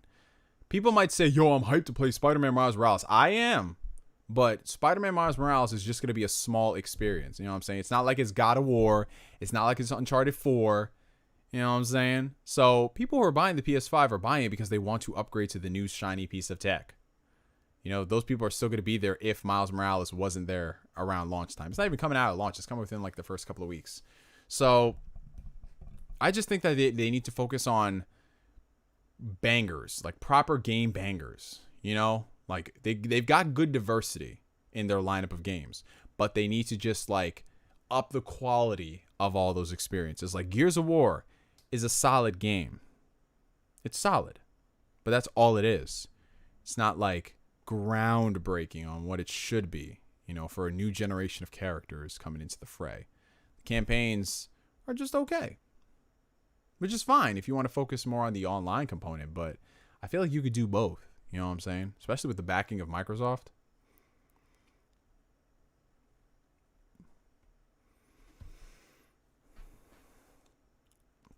If Demon Souls comes out at launch with the PS5, that'd be crazy. Neo, what do you do when you feel lonely? Well, here's the thing. A lot of people, when they get into like the whole lonely situation, they try to like get their mind off of it by doing other things, and that works to an extent. But if I'm being real with y'all, whenever I do get lonely, like I'm just gonna be real. You know, I was in a relationship for 2 years, little over 2 years, and I broke up last month. You know, this whole month has been kind of rough. I'm not even going to lie, but it's expected, considering, you know, whenever you go into those sort of worlds, it's bound to happen. But it's just how you deal with it, and every single day it gets a little bit better. Some days it comes back out of nowhere and you feel like shit, but you know, it's just, provided you're taking more steps forward than back, you're okay. And I sometimes I really do feel depressed over that, but you know, in my case, because I can only speak for myself, I don't want to try to make this a whole personal jerk of things, but I can only speak from my experiences when I'm trying to help others out. In my experience, I just had to evaluate why I did the things that I did, why I wanted to break up in the first place. And I thought to myself, well, I could circumvent this pain by maybe trying to get back into the relationship. But I realized I would just be going through the same stuff I was going through over and over and over and over again. So the pain, yes, it does suck, but that pain is just, it's going to go away with time. So that's how I deal with it, by just tackling it head on and realizing this is what it is. Oh, we have a $5 super chat from the homie JD Gamer. What if Microsoft bought WB, announced permanent game DCU license? They bought Bungie, From Software, Bluepoint, dropped the hammer with Castlevania, Metal Gear Solid. If that were to happen, wow, that'd be crazy. That really would be. The Warner Brothers game acquisitions alone would be intense, but realistically, what does that mean? You know, because we already know their next two projects, which will bring us to 2022. So is it going to be every game after that? Okay, sure, possibly. But realistically, I don't like Bungie. I don't think wants to be acquired again. Like after the drama they had with Microsoft the first time, and then the situation with Activision, I think they want to stay independent. From Software, I mean, would they really change the way they make games? You know, I feel like they would just drop support for one platform, which I don't know. In From Software's case, would be the most lucrative thing to do, because those series are pretty much entrenched as being multi-platform experiences.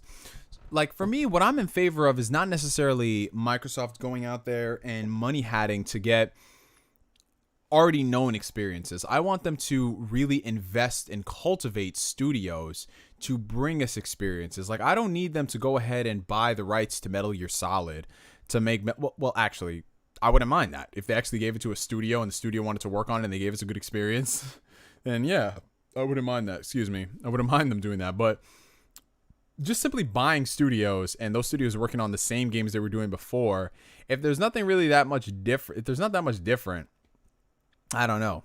Like Obsidian is getting a budget with their games, which is awesome. That's what I like to see. But I'm just telling you, y'all, this whole WB Games thing is spooky.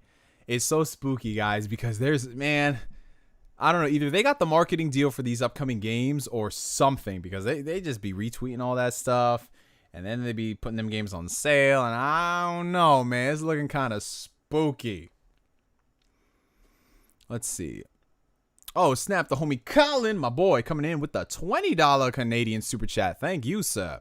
What do you think of the Tom Holland Spider-Man films? We were showing them at my theater last night. I think they're good movies for what they are. I like that they're taking their time with Peter and not rushing things. Well, Colin, you already know this, man, but thank you so much for your support, man. It really means the world.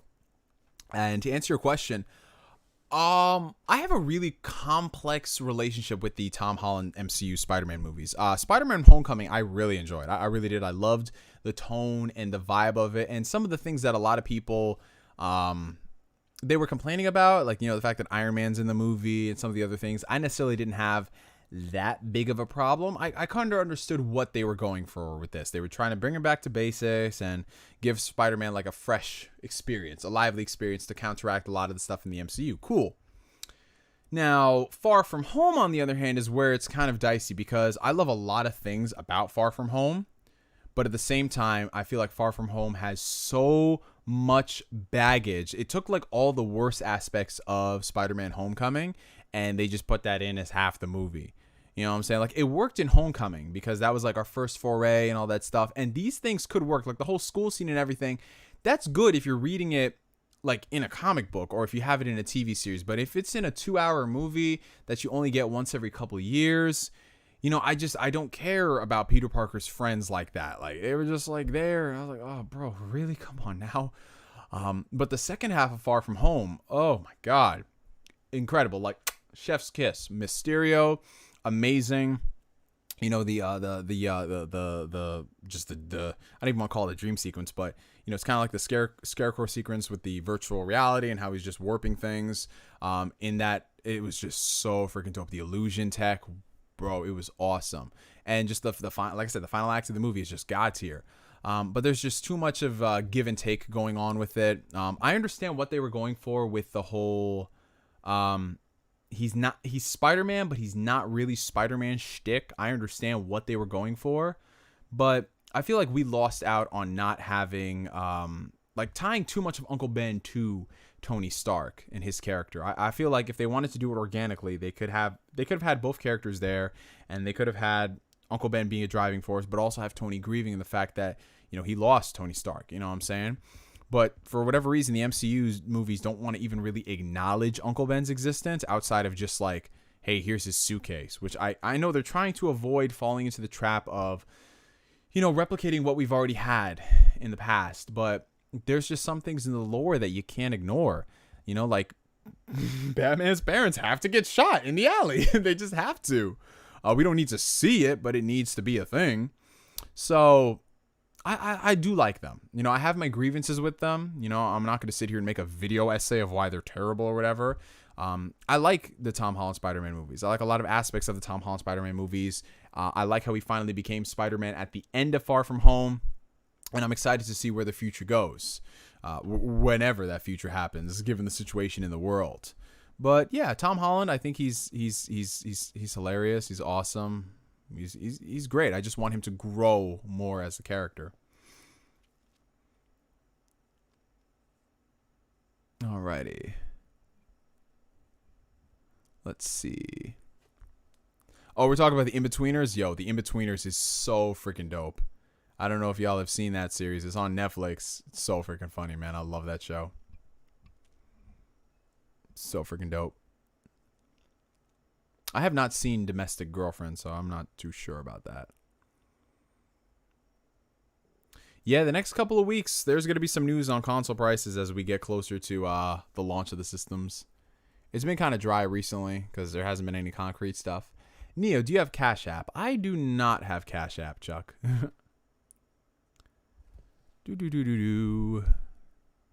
Oh, y'all about to get me started. Yo, Danny Heat, yup. What are your thoughts on Let's Go Johto for the Nintendo Switch, and do you think Jesse and James will be in that game? Honestly, I would rather a full Johto remake than a Let's Go variant. That's just my thoughts. I think Compulsion Games will be a sleeper studio for Xbox. Mark my words, We Happy Few would have been a near 9 out of 10 game if not for the technical issues. Damn. Well, we'll just have to see, Oh, you don't do Super Chat, bro? Oh, damn. Shoot. It's okay, bro. Like, maybe on the next one. I mean, I have Streamlabs there.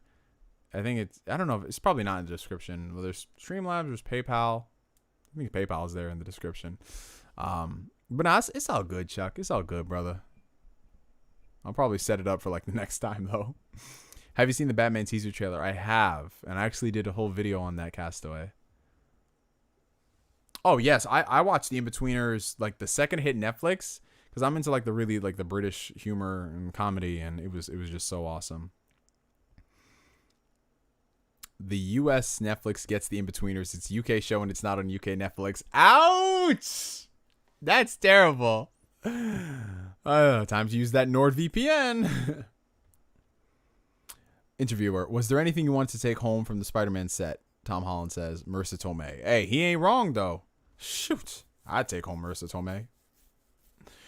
Well, I would take her home, and we just watch movies. That's all we do. Cause like I said, guys, I don't, man, I don't know what y'all think this is, but this is a Christian YouTube channel. Yeah, I stopped watching Skins because it got a little too raunchy for my like. Game of the Year predictions. Well, from the games I've played, let's see. It's a tie between Ghost of Tsushima and Ori and the Will of the Wisps. So those two games right now. Ghost and Ori. And then after that, probably Animal Crossing.